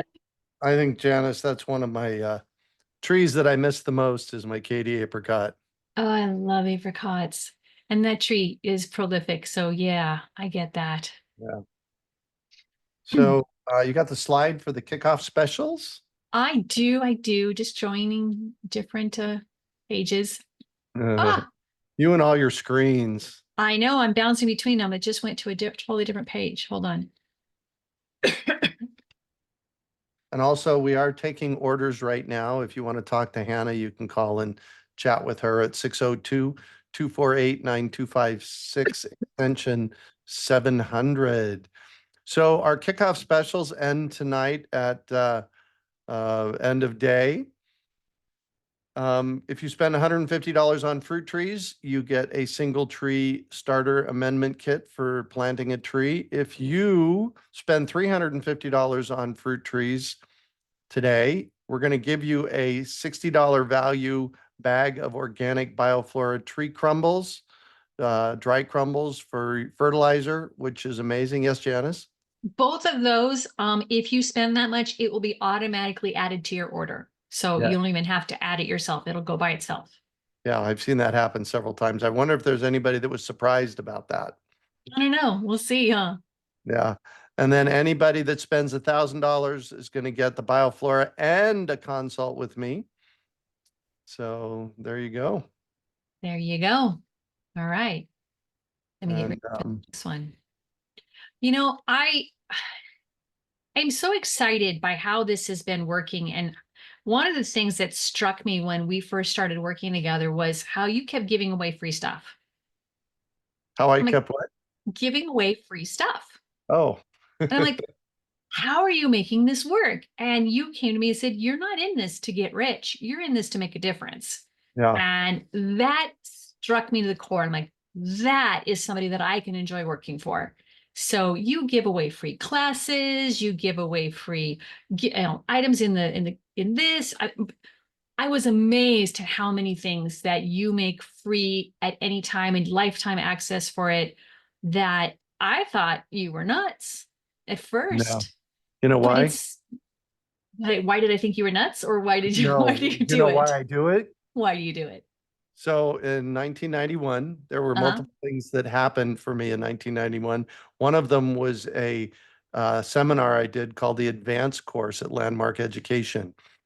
And they had me create a vision for my life. And this vision actually goes back to 1975. I just didn't know it until 1991. And my vision is I'm the person responsible for transforming our global food system. That's a really heavy weight to bear. It's not for me. It's what gets me up in the morning. It's what makes me excited. So that's Well, why. you're realistic about it in that you're not the only person making a difference, Exactly. but you I'm, are taking on the responsibility of doing it. yeah, I am. And the cool thing is that's we've never made any money on the podcast, and it's a passion project for us. Mhm. And the podcast is 9 years old next month, by the way, I know. and over 850 episodes and over 5 million listens. I can't tell you how many people, and here's the reason I do it. Last summer, Yeah. I get an email from a guy and he says, "Can I be on your podcast?" And I'm always curious about that. It's like, okay, why do you want to be on the podcast? And he said, "A few years ago, I started listening to your podcast and it inspired me to do a 10 by 10 garden. And then it was a 10 by 20 garden. And then it was a 20 by 40 garden. And then it was a 40 by 50 garden. And then it was a 50 by 100 garden." Oh my gosh. Who And is that? I'm sorry if you're listening. I can't remember his name. As many people, 850 people. The moment was there. You're gonna remember his name as soon as this class is done. There you go. And he said, then I was getting so much groceries that I was growing in this 50 by 100 space. I listened to another one of your podcasts and they were talking about going to farmers market. And so last fall, he said, I decided to go to the farmers market and I had a blast. Oh, what a great new community I bet he found too. Exactly. That is why I do what I do. Yeah. Yeah. And, and quite honestly, with the fruit tree program, I'm giving away the education for free in the fruit tree program with the hope that people will support us by buying trees from the program. And here's another thing, Janis. We have sold over, in 25 years, we have sold over 80,000 fruit trees. It started because I took on in 1999, I wanted to plant 500 fruit trees in the valley. Right.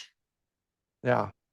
Right. And on that day, you had no idea you would be here. It's Didn't have a amazing. clue. Yeah. It's amazing how some of the choices that we make have such a profound impact on our life. And for you, in this case, others. Such a Yeah. profound thing. You know, I want to take a moment since we have this quick second here and talk about our tree crew. Oh, We have an amazing group of people that come back year after year. This is seriously just a fun gig for these people who Yep. come back. A few of them, they do it because they really need it. They do gig work. They don't have any other income. Most of our younger people are in that case, and they're doing a gig work. Yeah. Some of our people that come back and retired, they're doing it because they just enjoy it. Yeah. But these are some amazing people who come on the lot every season, help us get the lot ready, and they love being there. And you can tell when you interact with them how much fun it is to be there and to be helping people. Yeah. And this isn't a volunteer gig. I get some No. people sometimes call me or email me and say, I want to volunteer. Well, we actually pay you. This is a paid gig. And so if you're in the Phoenix area and you want to play on the tree crew, it is a blast. Our first rule on the lot is, Have fun. no, that's the second rule. First rule is be Oh, yeah. safe Be safe and have fun. and then have fun. Yeah. Yeah. And you know, there's a limited number of spots that are available, but we do take tree crew people. And when you come on the lot, you know that you are being helped by somebody who genuinely wants to be there and is Yeah. invested in helping you succeed at every level. Matt All says, right. Matt says 15 of my 25 trees in my yard have come from the urban farm and counting. Nice. All you do. Thank you, Matt. We appreciate it. Yeah. If that's the same Matt, I think it is. He was a guest on one of our previous kickoffs. Maybe it might Yeah, be. maybe. Yeah, okay, good. I can't see an email, so I only see his last name. All Buy right. poo paint. We get to talk about poo paint. Yeah, first time you brought this out, I thought you were nuts, but then you started telling what it is, and I'm like, how do we get that in the general store? Yeah. Well, economically, it doesn't make it into our general store because we would have to raise the price in order to pay for all the shipping. Yeah. But we really love this. Yeah, and it's from Josephine Porter Institute. We found it. I think this was $25. This is a quart of it. And you mix That'll it take down care of a and lot of trees. mix it down and paint it in. And you're going to find out about biodynamic tree paste right now. Yeah. All right, here we go.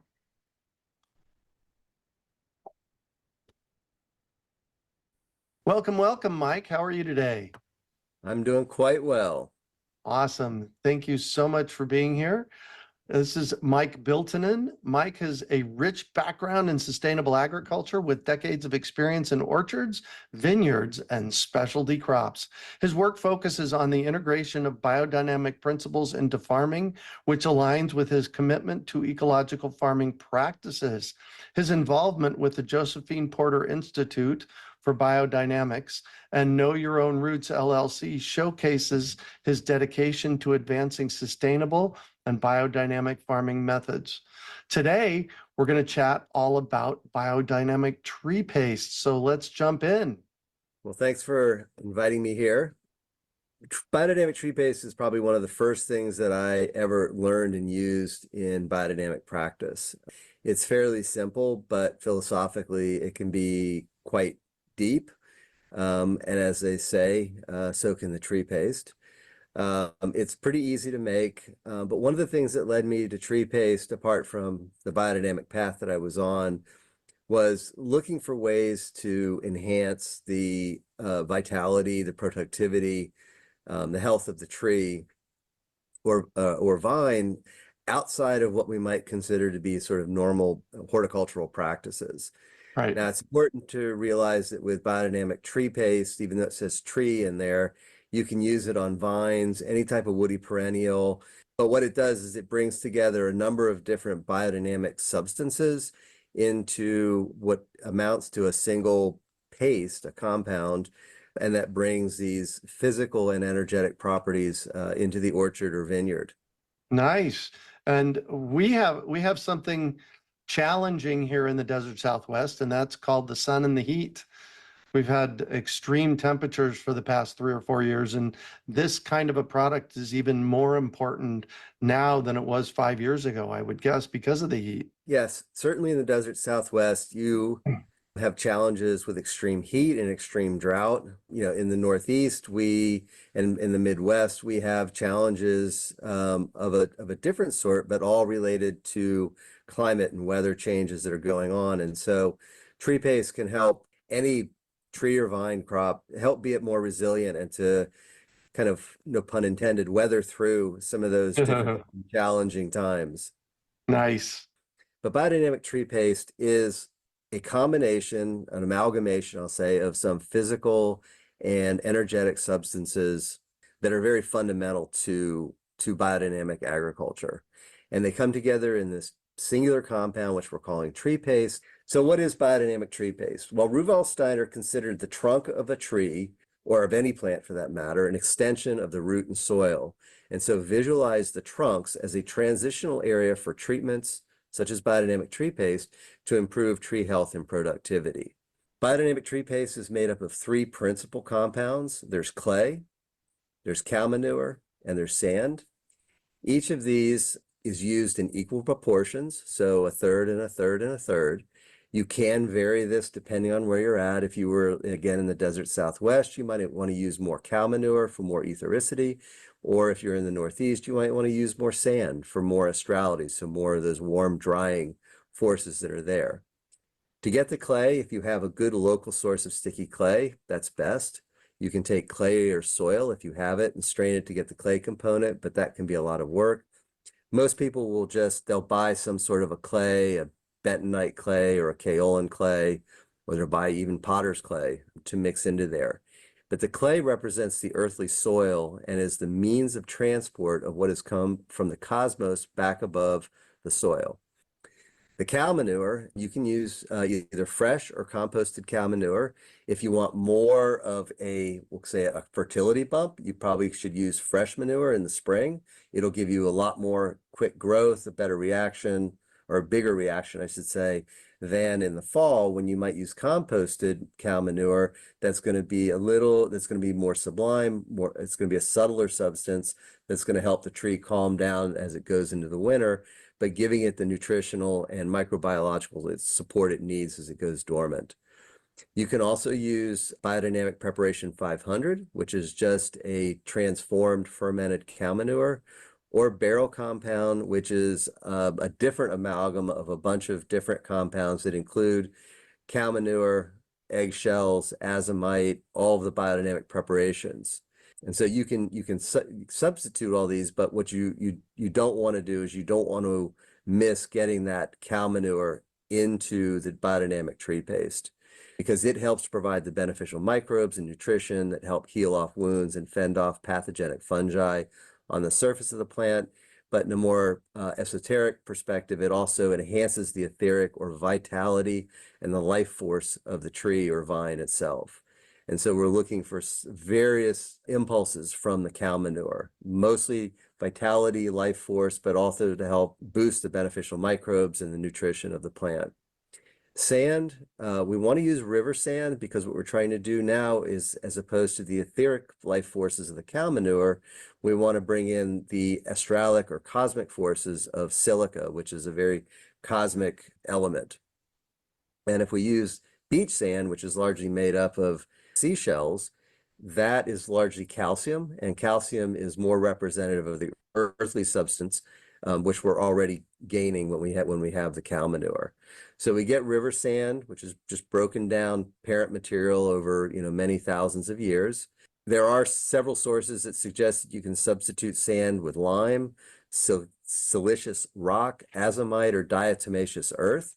All of those will bring some silica into the equation, and that's really the most important thing, is we want to make sure we get that silica in there. So we have the cow manure, which represents the earthly forces, and the sand, which represents the cosmic forces, and the clay, which represents this means of transport between the soil up into the tree to help all of these life and cosmic forces to move into the tree. The silica can also work as a binding agent as well, because you do want this to stick to the tree or the vine. And so here we are again, looking at the basic recipe for this. You know, it's a third and a third and a third. We are going to want to make an equisetum tea, and equisetum is horsetail. For those botanists out there, there are two types. There's equisetum arvense and equisetum hyense. Both will work. Both are very high in silica. And what you're going to do is you're going to take the clay, the river sand, and the cow manure, or the barrel compound. You're going to mix it well together. If you're making a lot of this, you might want to put it into like a small consumer cement mixer to help with the mixing process. And while you're doing that, you're going to make an equisetum tea. And you're just going to take fresh or dried equisetum. You're going to put it into warm water, just like you would if you were making a tea that you would drink. You let it set and extract the silica from the horsetail.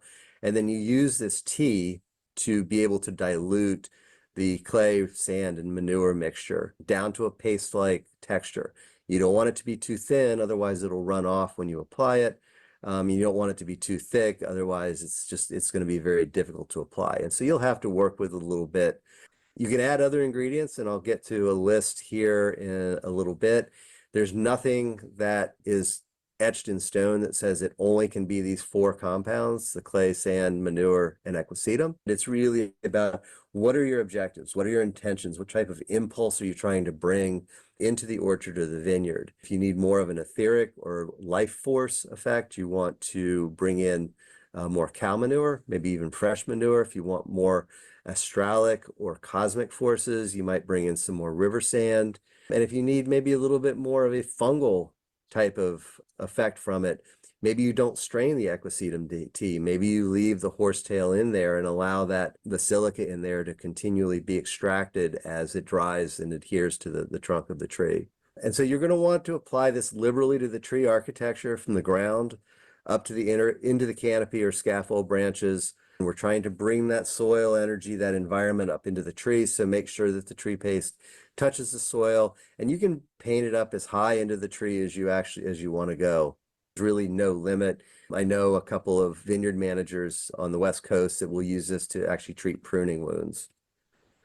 Other additional ingredients, and again, this gets to the impulse or the objective you're trying. I mean, you could put neem oil in there. You could put other types of oil that would help it adhere better. You could add effective microbes or any type of microbial mixture to enhance the microbes that are being brought into it anyway. If you need a little bit of a nitrogen or a mineral bump, you could use a fish kelp. If you've got borer issues, or you think that there's overwintering insects, parasitic nematodes could be mixed in. You could put all of the biodynamic preparations. You could smash up and toast eggshells for a more of a calcium bump in there. Whey, if you've got fungal issues, I mean, whey has been shown to be pretty effective against certain types of mildews.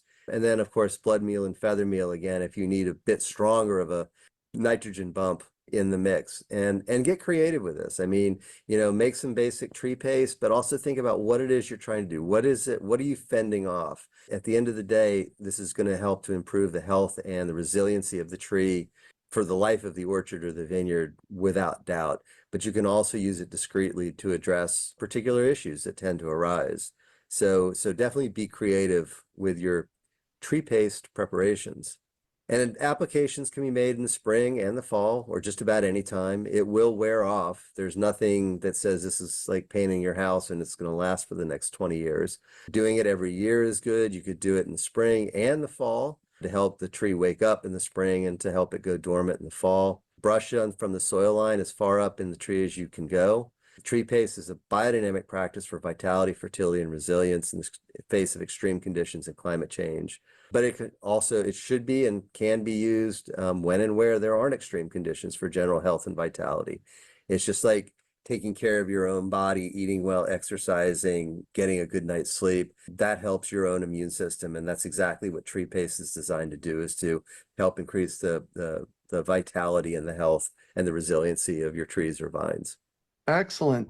Thank you for that, Mike. That was amazing. And for those people that aren't interested in actually making their own biodynamic tree paste, like me, it's just another thing that I'd have to do on the farm. You can actually buy it from the Josephine Porter Institute, correct? Correct, you can. And we'll have links for you on that. This is what I recently got a jar of it. I haven't used it yet. It's going on here in the next couple of weeks, but I bought a quart of it. It's pretty thick, so I'll mix it down and paint it on.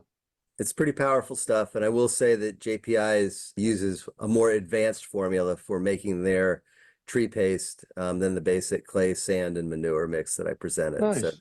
they're adding some of that more of that love and intention.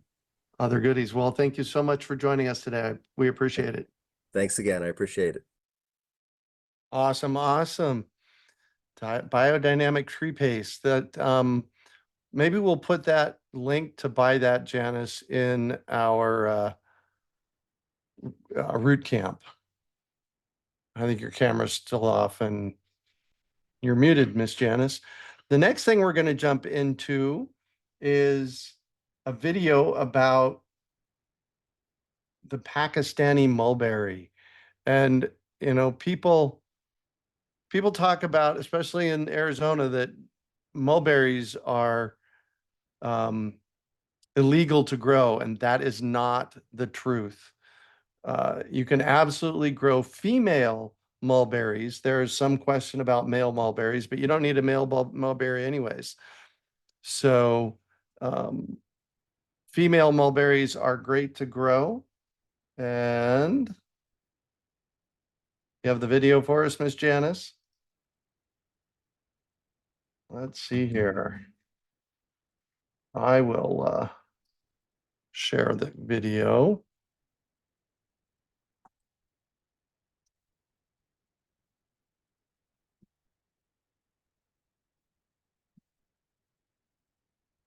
All right, you all have to tell me if you can hear it when I start it up. As part of my food forest, we have mulberries growing in the yard. And these are very interesting mulberries because of their size and their taste. And in permaculture, we have something called stacking functions. Stacking functions means that we use one asset, like the mulberry tree, for multiple things. Now, what this particular mulberry tree is doing is it's shading my office. My office is behind there, and this is a western exposure. So this cuts down the air conditioning bill of my office dramatically in the summertime, which is really cool.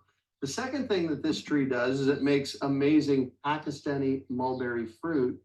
The third thing it does is that it drops leaves every winter. And those leaves make mulch for my compost system here at the Urban Farm, which we'll talk about in another episode about the regenerative composting system that I've got set up here at the Urban Farm, which includes chickens, by the way. This is an amazing tree. It was planted about 3 years ago at an inch diameter base, and it's easily 6 inches diameter now. Plus, there's nothing better than fresh food from your yard that you get to pick every single day. This is how we eat most of our fruit in our yards, standing out in the yard.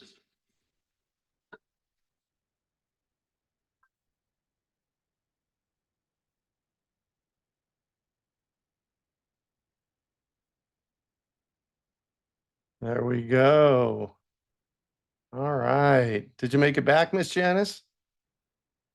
I wonder if we lost her because she may have dropped out. All right. So how to register for pickups. Yes, we have scheduled. George, I'm not sure what only your screens means. We have our schedule set up for the nursery. It is the last Friday, Saturday, the second to the last and the last Friday, Saturday, and Sunday in October. And the where you go to get an appointment. First of all, you should get an email from us. And the where you go to get an appointment is go to store.urbanfarm.org and go to the bottom of that page and you can actually sign up for an appointment there. So it's that simple. And then when you arrive on the lot, you're going to run into Tammy as well. So, and she'll get you checked in. And also, we got a new tent. We bought a new tent this year. So we're excited about that. All right. And we are going to jump in. I don't, maybe Janis, if you can hear me, restart your computer. I don't know. Technology, gotta love it. And we are going to jump into the benefits of growing your own.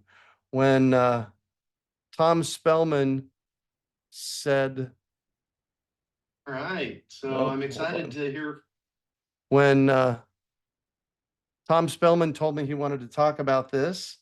I was like, all right, well, that's curious. So we're going to jump in there. I do have a question in Marianne says, did I mishear you say that the pickup was the last 2 weekends of October? I may have said that.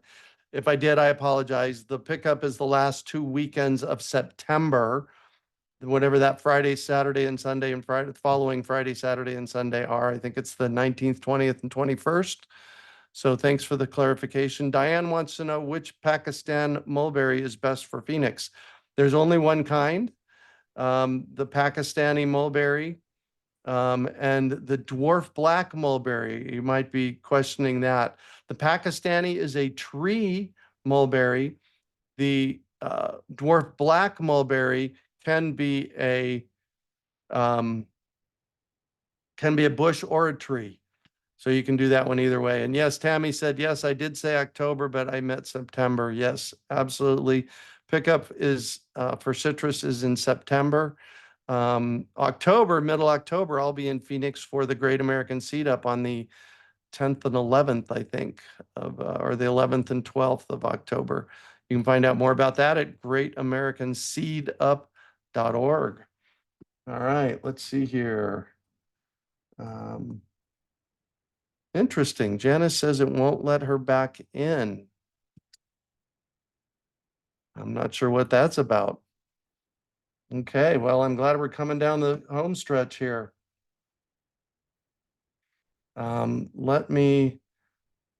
This is the benefits of growing your own.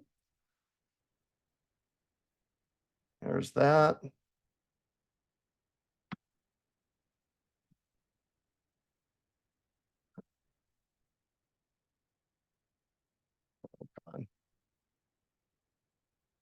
Sorry. We'll get the technology straight here. There it is, share.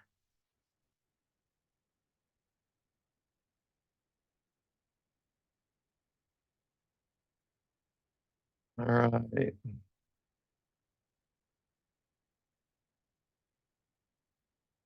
One more time today. All right. So I'm excited to hear from you one more time today, Tom. Thanks for being here. Oh, thank you, Greg. Love the opportunity. Love to work with you. And when you threw this topic out to me here a few months ago, it stopped me because it was a new view of what you do, which was really cool. And that is, what are the physical and mental health benefits of growing our own food and gardening? Absolutely. It's one of my favorite topics. Every single lecture that I do, I end with these comments. I just want to say that I think gardeners, number one, are some of the luckiest people in the world. They appreciate the outdoors. They appreciate nature. I'm watching hummingbirds and butterflies, things in my garden all the time. I just love to be able to go out there. And it's a very soothing sensation to watch what happens around you and the landscape that you've created. So the physical benefits are easy. The physical benefits are you get some fresh air, get some fresh food to eat, you get a little bit of exercise, you're getting some sunlight, some vitamin D. Of course, protect yourself from extreme suns, try and work out in the landscape when its temperatures are reasonable and you don't want to stress yourself there. So pick the right time of day. I like to go out. I usually go out every morning for a few minutes, just after sunrise or right at sunrise. Might only be 10 or 15 minutes. When I get home in the afternoon, after being out on the Southern California freeway system, after commuting and going out and visiting with people and doing my work, sometimes I get home and I'm a little bit stressed myself. Yeah, think. Feel blood pressure's up. I can feel that little vein in my forehead is throbbing, and come in, take a couple of deep breaths, put on my old shoes, put on a big floppy hat, grab my pruning shears, walk out to the backyard, eat a couple of strawberries, eat an apricot, pick some fresh tomatoes for a salad for dinner. Watching all these things that are going on around me, get a little spot watering on some of the container plants. Pretty soon, I realized that after 10 or 15 minutes outdoors, blood pressure's down. I feel good. I've eaten some nice fresh fruit out of the garden. Dogs are walking around, wagging their tails. They're happy to be there. And everything is fun again. Everything is real life again, not having to deal with the physical stresses of what happens out in society every day. And I deal with it. I've dealt with it for 50 years. It's not that big a deal, but it pokes at you a little bit at a time, a little needle here, a little needle there. If you can relieve yourself of that daily physical stress every afternoon, just for 10 or 15 or 20 minutes in your garden. And if it's a nice day and I have a job to do and it's going to be sunny for 2 or 3 more hours, I'll go ahead and do that job. I was out last night until right at sundown, pruning some of the old fronds off my sago palm. So you just go out and enjoy and do things that work for you, and you relax and you get some exercise. You get that stress relief, and it makes all things new again. It makes the evening a very wonderful, good time I spend with my family, and I'm relaxed and not stressed out with what went on throughout the day. The gardeners are the luckiest people in the world because they can do that. They get that ability to go out and relieve stress just by doing what they love to do. How many other people can really say that? If I'm in town, I spend time in my landscape every day. If the weather's bad, if it's raining, or if it's 105 degrees, I may only be out there for a few minutes. But like I said, if it's nice, a nice breeze blowing, it's 5 o'clock in the afternoon, and I've got 2.5 more hours of daylight, I'm gonna get a little project going and get some things done. You're accomplishing things along with that. So what's better than that? Good, fresh, organic food, accomplishing projects that need to be done, and getting physical exercise out of it, and relieving mental stress, all by just doing what we love to do. Gotta love that. Absolutely. Gardening is one of the biggest hobbies in the country. It is, absolutely. Yeah. And there are so many facets of it. Fruit trees are just one more facet. I'll tell you what, that's where I like to spend most of my time in my garden. Yeah. And the big reason I love fruit trees is that you plant it once and you get fruit for decades Absolutely. off your tree, which is just amazing. Yeah. No doubt. It's a wonderful hobby. And I'll tell you, for me, and I know for you as well, it's been a wonderful way to make a living. Yeah. I wouldn't want to do anything else. I absolutely love my job and love the people I work with. I get to go around and visit with my friends every day. Nothing better than that. Yeah, amen to that. Awesome. Thank you so much for joining us today, Tom. Greg, it's always a pleasure. I congratulate you on 25 years of your successful program, and I'm on board with you. You know that. So anything I can do for you, don't hesitate to give me a call. It's always a pleasure. Thanks. And here's the 25 more. Absolutely. All right. Let's see here. I'm back, sort of, halfway. Oh, very good. Gotta love technology. Yeah, is it going to give me my camera? Oh, Oh, maybe not. I'm back. Oh, there you are. That was the craziest thing. I was like Uh. talking to you and it stopped, and I was trying to click buttons and it wouldn't let me. But fortunately, we've got our systems down that you were able to step in and do my part while I was doing that restart. That's the cool thing about working with you. We got it covered either way. Yeah. All right. That was the benefits of growing your own. So Dwarf what's black. next? What's next is a dwarf black mulberry video. Have you got it pulled up, or you want me to? I can get it really quick. All right.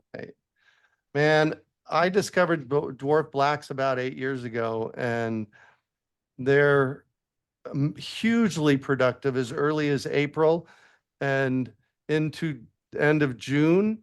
And then what I found was the more mature they got, then we'd get a second harvest in the fall from them. And yeah, so I've heard of people getting 3 harvests when, and the way to get that is you just prune them back and you can get 3 harvests a year, because that's why they're called dwarf black ever-bearing mulberries. oh, there you go. All right, I'm ready. All right, let's do it.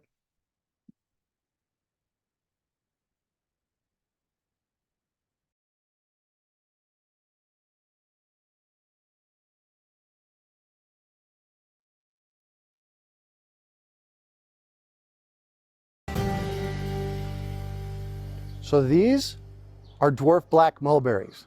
Now they don't seem very dwarf. In fact, you're going to see the tree version here in a little while. I say the dwarf part is the berry. We get about a dime-sized berry on them, and they're amazingly sweet and so prolific. We literally get pounds and pounds of berries off of these. I like to use them as replacements for oleanders. People plant oleanders here a lot. This is a better thing. It gives us food that way. Come on in and check the harvest. We're getting toward the end of the harvest on this one, but this is what they look like right here.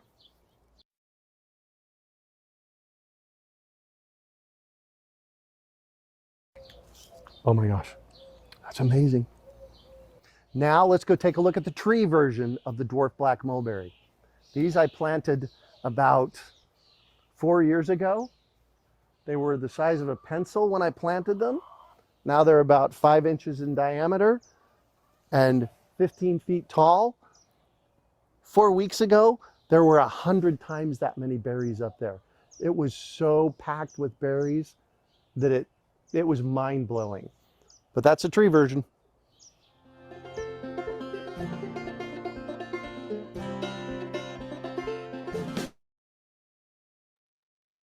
Ta-da! There we go. That is so cool. I've got 2 of those in my yard. Raymond's got 2 in his yard. They're yummy. I had one in a pot for a while, and it is something that can work in a pot. You just have to, no, it's not something that's gonna work in a pot. You know what, I just said that it can work in a pot because that's what happened when I needed to with my Yeah. yard, when I needed to store my yard for a little while. Growing A trees, year maybe.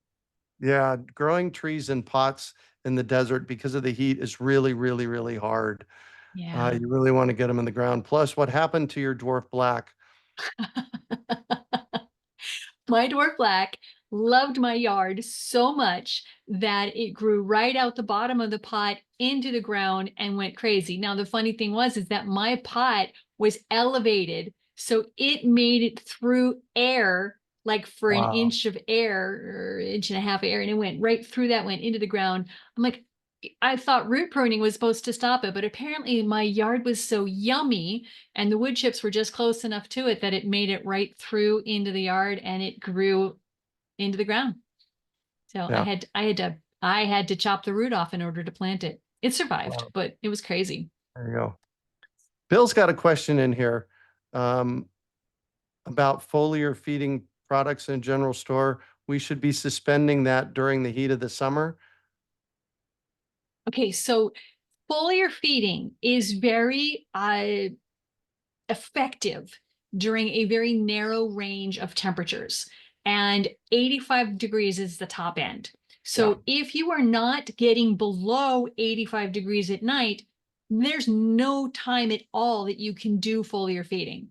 Right now, during especially what we've got going on right now, I don't think we've hit below 90 some nights. Yep. There is no time to foliar. So you use the foliar solutions, put it in 5 gallons of water and pour it in the basin. The trees will uptake the same nutrients, just not as quickly. That's called So- a drench, by the way. That's our drench feeding, and that's how we do our heart liquid, because the heart liquid is too thick for the foliar method. But the the molecules are too heavy. The lighter molecules of the soul and the essence and the noble gills, even though it's thicker, it's still a good light molecule. It will go into the trees through the stomata, and you can definitely use those, but not above 85 degrees. So yes, excellent question, excellent point to make. And we go more about that in the feeding, planting, watering, and fertilizing. Plus the upgrading your Oh yeah, leveling up. leveling up. That was what I was Leveling up class. Yeah. Matt Yeah. wants to know, do we have dates for the pickup this month yet? Yes, that is one other thing to talk about. And so it was a good thing that you brought it up. Scheduling your September pickup, the slots are open. If you go to the website for the store and scroll down to the front of the home page, there is a embedded link to our scheduling program. And you can scroll through that to find a date that works for you, pick on a date, and then it'll show you the time options that are available. And So that's store.urbanfarm.org. I just put it in the chat. yeah, go there, and the scheduling options are on the homepage. So yes. Perfect. All right, we've got some early bird bundles that are expiring today. The citrus. So if you wanted to get 5-gallon and the 15-gallon. and that's going to be your best pricing ever. And we were able to get a nice amount of extras. We weren't sure we were going to be able to do that. We got some, every year she just is so helpful to help get some good quality trees. They come in and we sort them.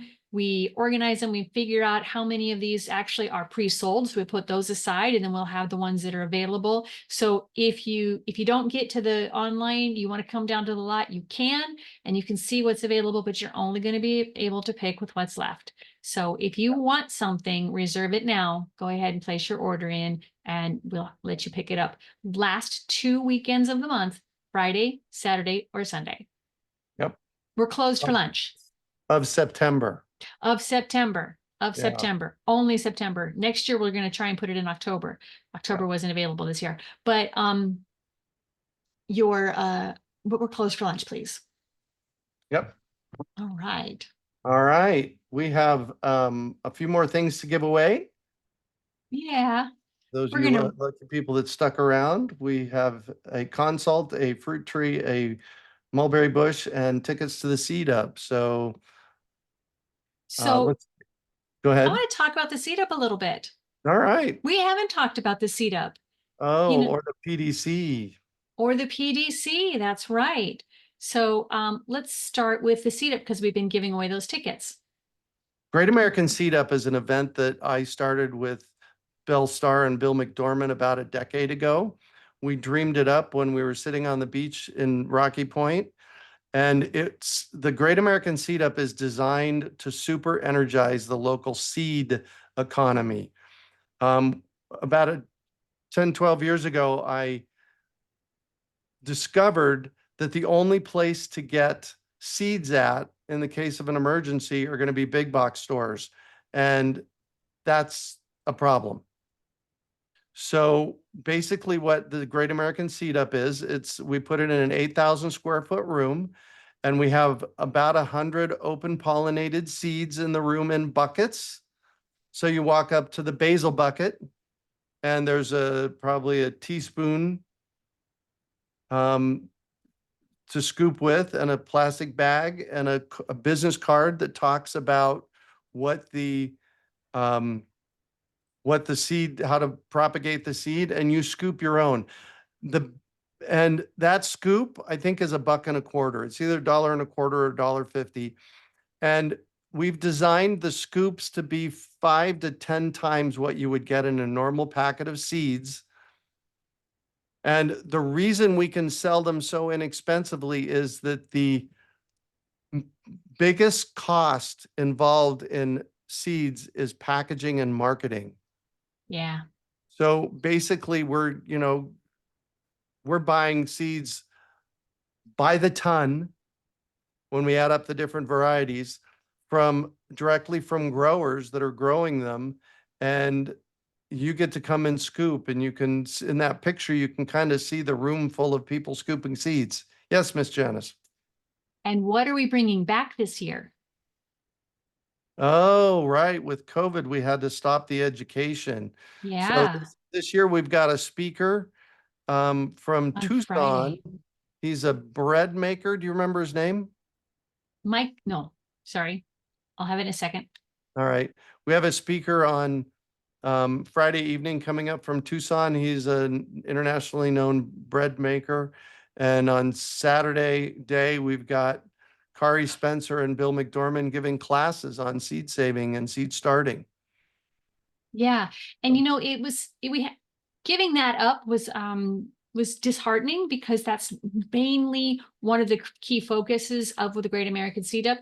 Now, the Great American Seed Up is only related to the urban farm because Greg is a partner, I'm a partner, and Bill and Belle are partners. So it's a business we started on the side, but it's again another education-based business. Exactly.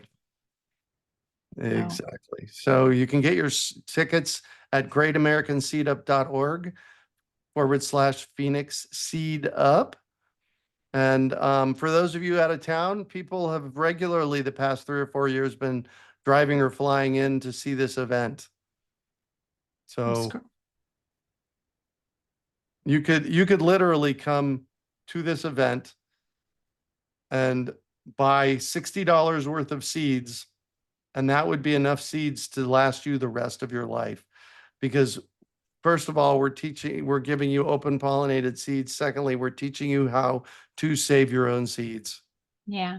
And when you go to greatamericanseedup.org and you just click on the events link, they'll take you to the Seed Up, and you can get all the information about the times that are available and who's going to be there. We're going to have Don Guerrera. He's a There it is. Yeah. James Beard Award winner for outstanding baking. He's going to talk about grains on Friday. Phenomenal chance to learn about using those if you are just starting out, and how to use it and how to grow it.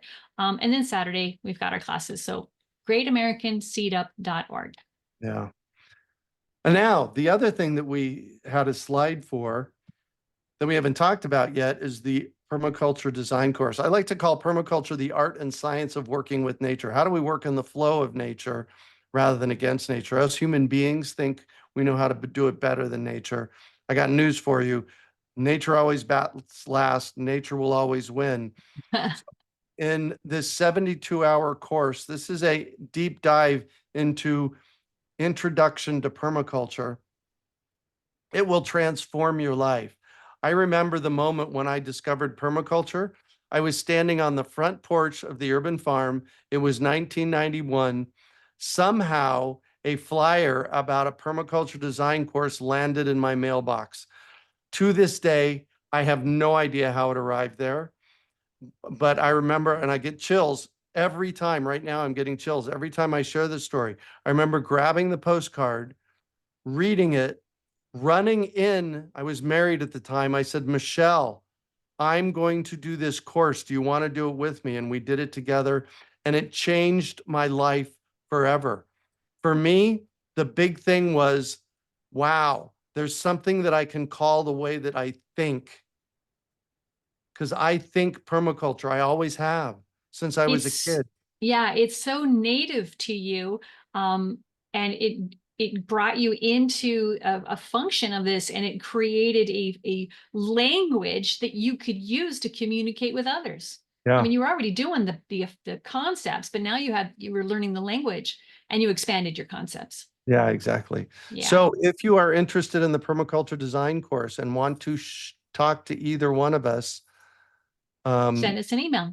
Send us an email. Greg, actually, if you send it to fruittree@urbanfarm.org, both Janis and I will get it. And if you want to chat about the permaculture design course, just send us an email. We're both glad to chat with you about that. Absolutely. All right. And S. Dibley says, I attended the Great American Seed Up last year. I look forward to this year to buy and especially share seeds with fellows and new farmers in North Phoenix.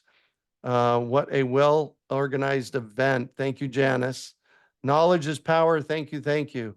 Thank you. Yeah. Yeah. All right. So are you a prize winner today? We still got some more prizes coming out, but so if you're a new customer and you've never ordered with us before, I cannot add this to your order. So I'm going to need some information from you. If you place an order, I'll add your winnings to the order. If you're not planning on placing an order, I'll definitely need some information. Send me an email. We can start conversation. But I need you to reach out to me with your contact information.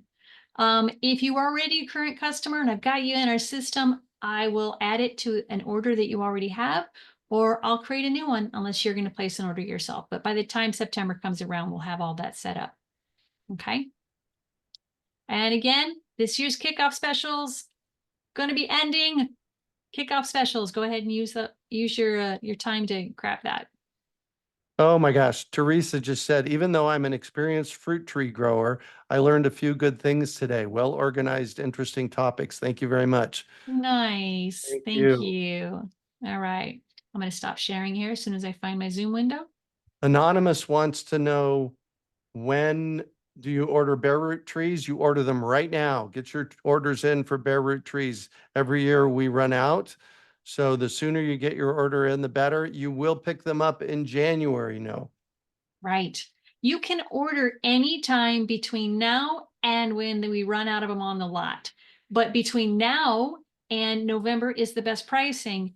And we do run out of some varieties every year. By November, there's at least one that we no longer have. And then we start to run out of them by December. And then we just have a few left over in January, a few varieties left over. Let's see here. George wants to know where the recording for today's program is.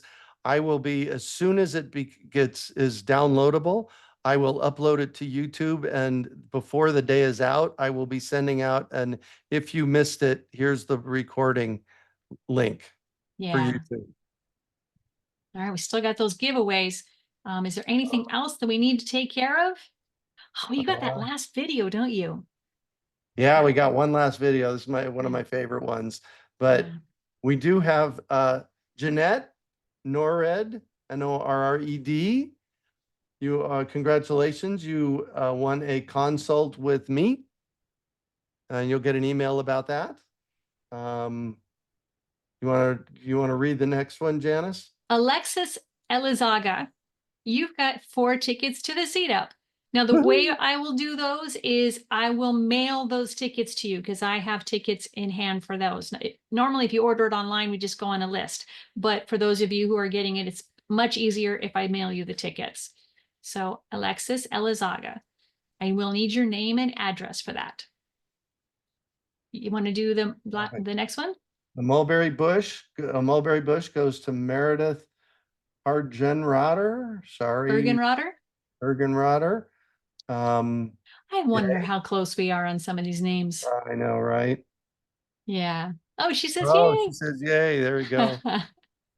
And then our last free tree, and basically what you do with this is you can either place an order and put a comment in the comment line and we'll add it to it, or you can send me an email and we can create an order for you. But the last person to win today is Dennis Lean.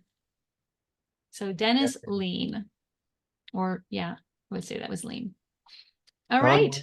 Don wants to know, when do you prune dwarf black mulberry bushes? I do it in the winter.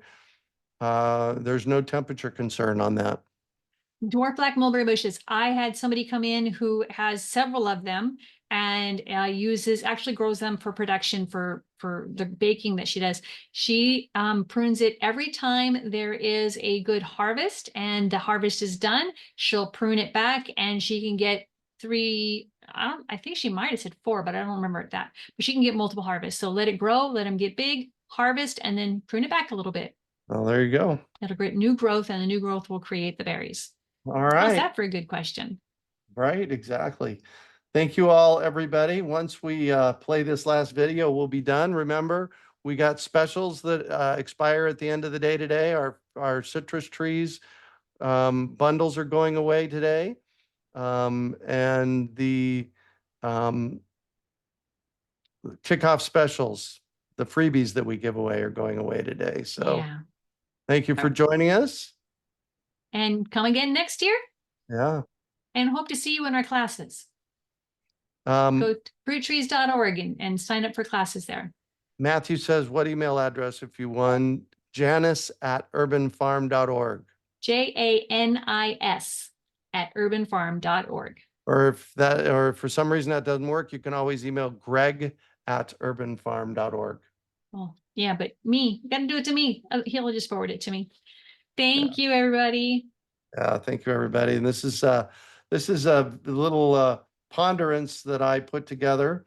When is the best time to plant a fruit tree? Oh, my share. Oh, Sorry, yeah. I don't have it. I lost that one when my system went down. All right. Megan says yesterday, exactly. Best time to plant a fruit tree is best time to plant a tree is 20 years ago and today. Gotta There we love go. it. All right. Thank you. Where's Deb. my full page? Oh.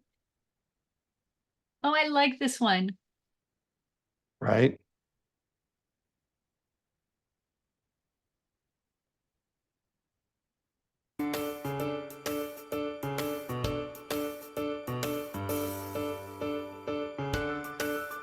So they say the best time to plant a tree is 20 years ago or right now.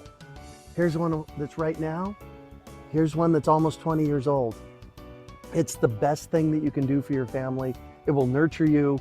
It'll nurture your family. It'll change your local food system, and you'll be able to get fruit out of your yard every month of the year if you plant it that way. Just get out and plant trees, grow some food.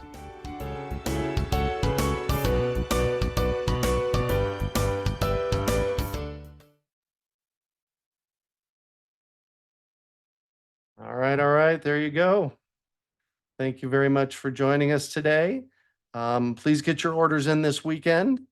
And yeah. All right. Gray Water Solutions. That's from our summit from a year and a half ago. So Bye, everybody. See Thank you on you. the lot. bye.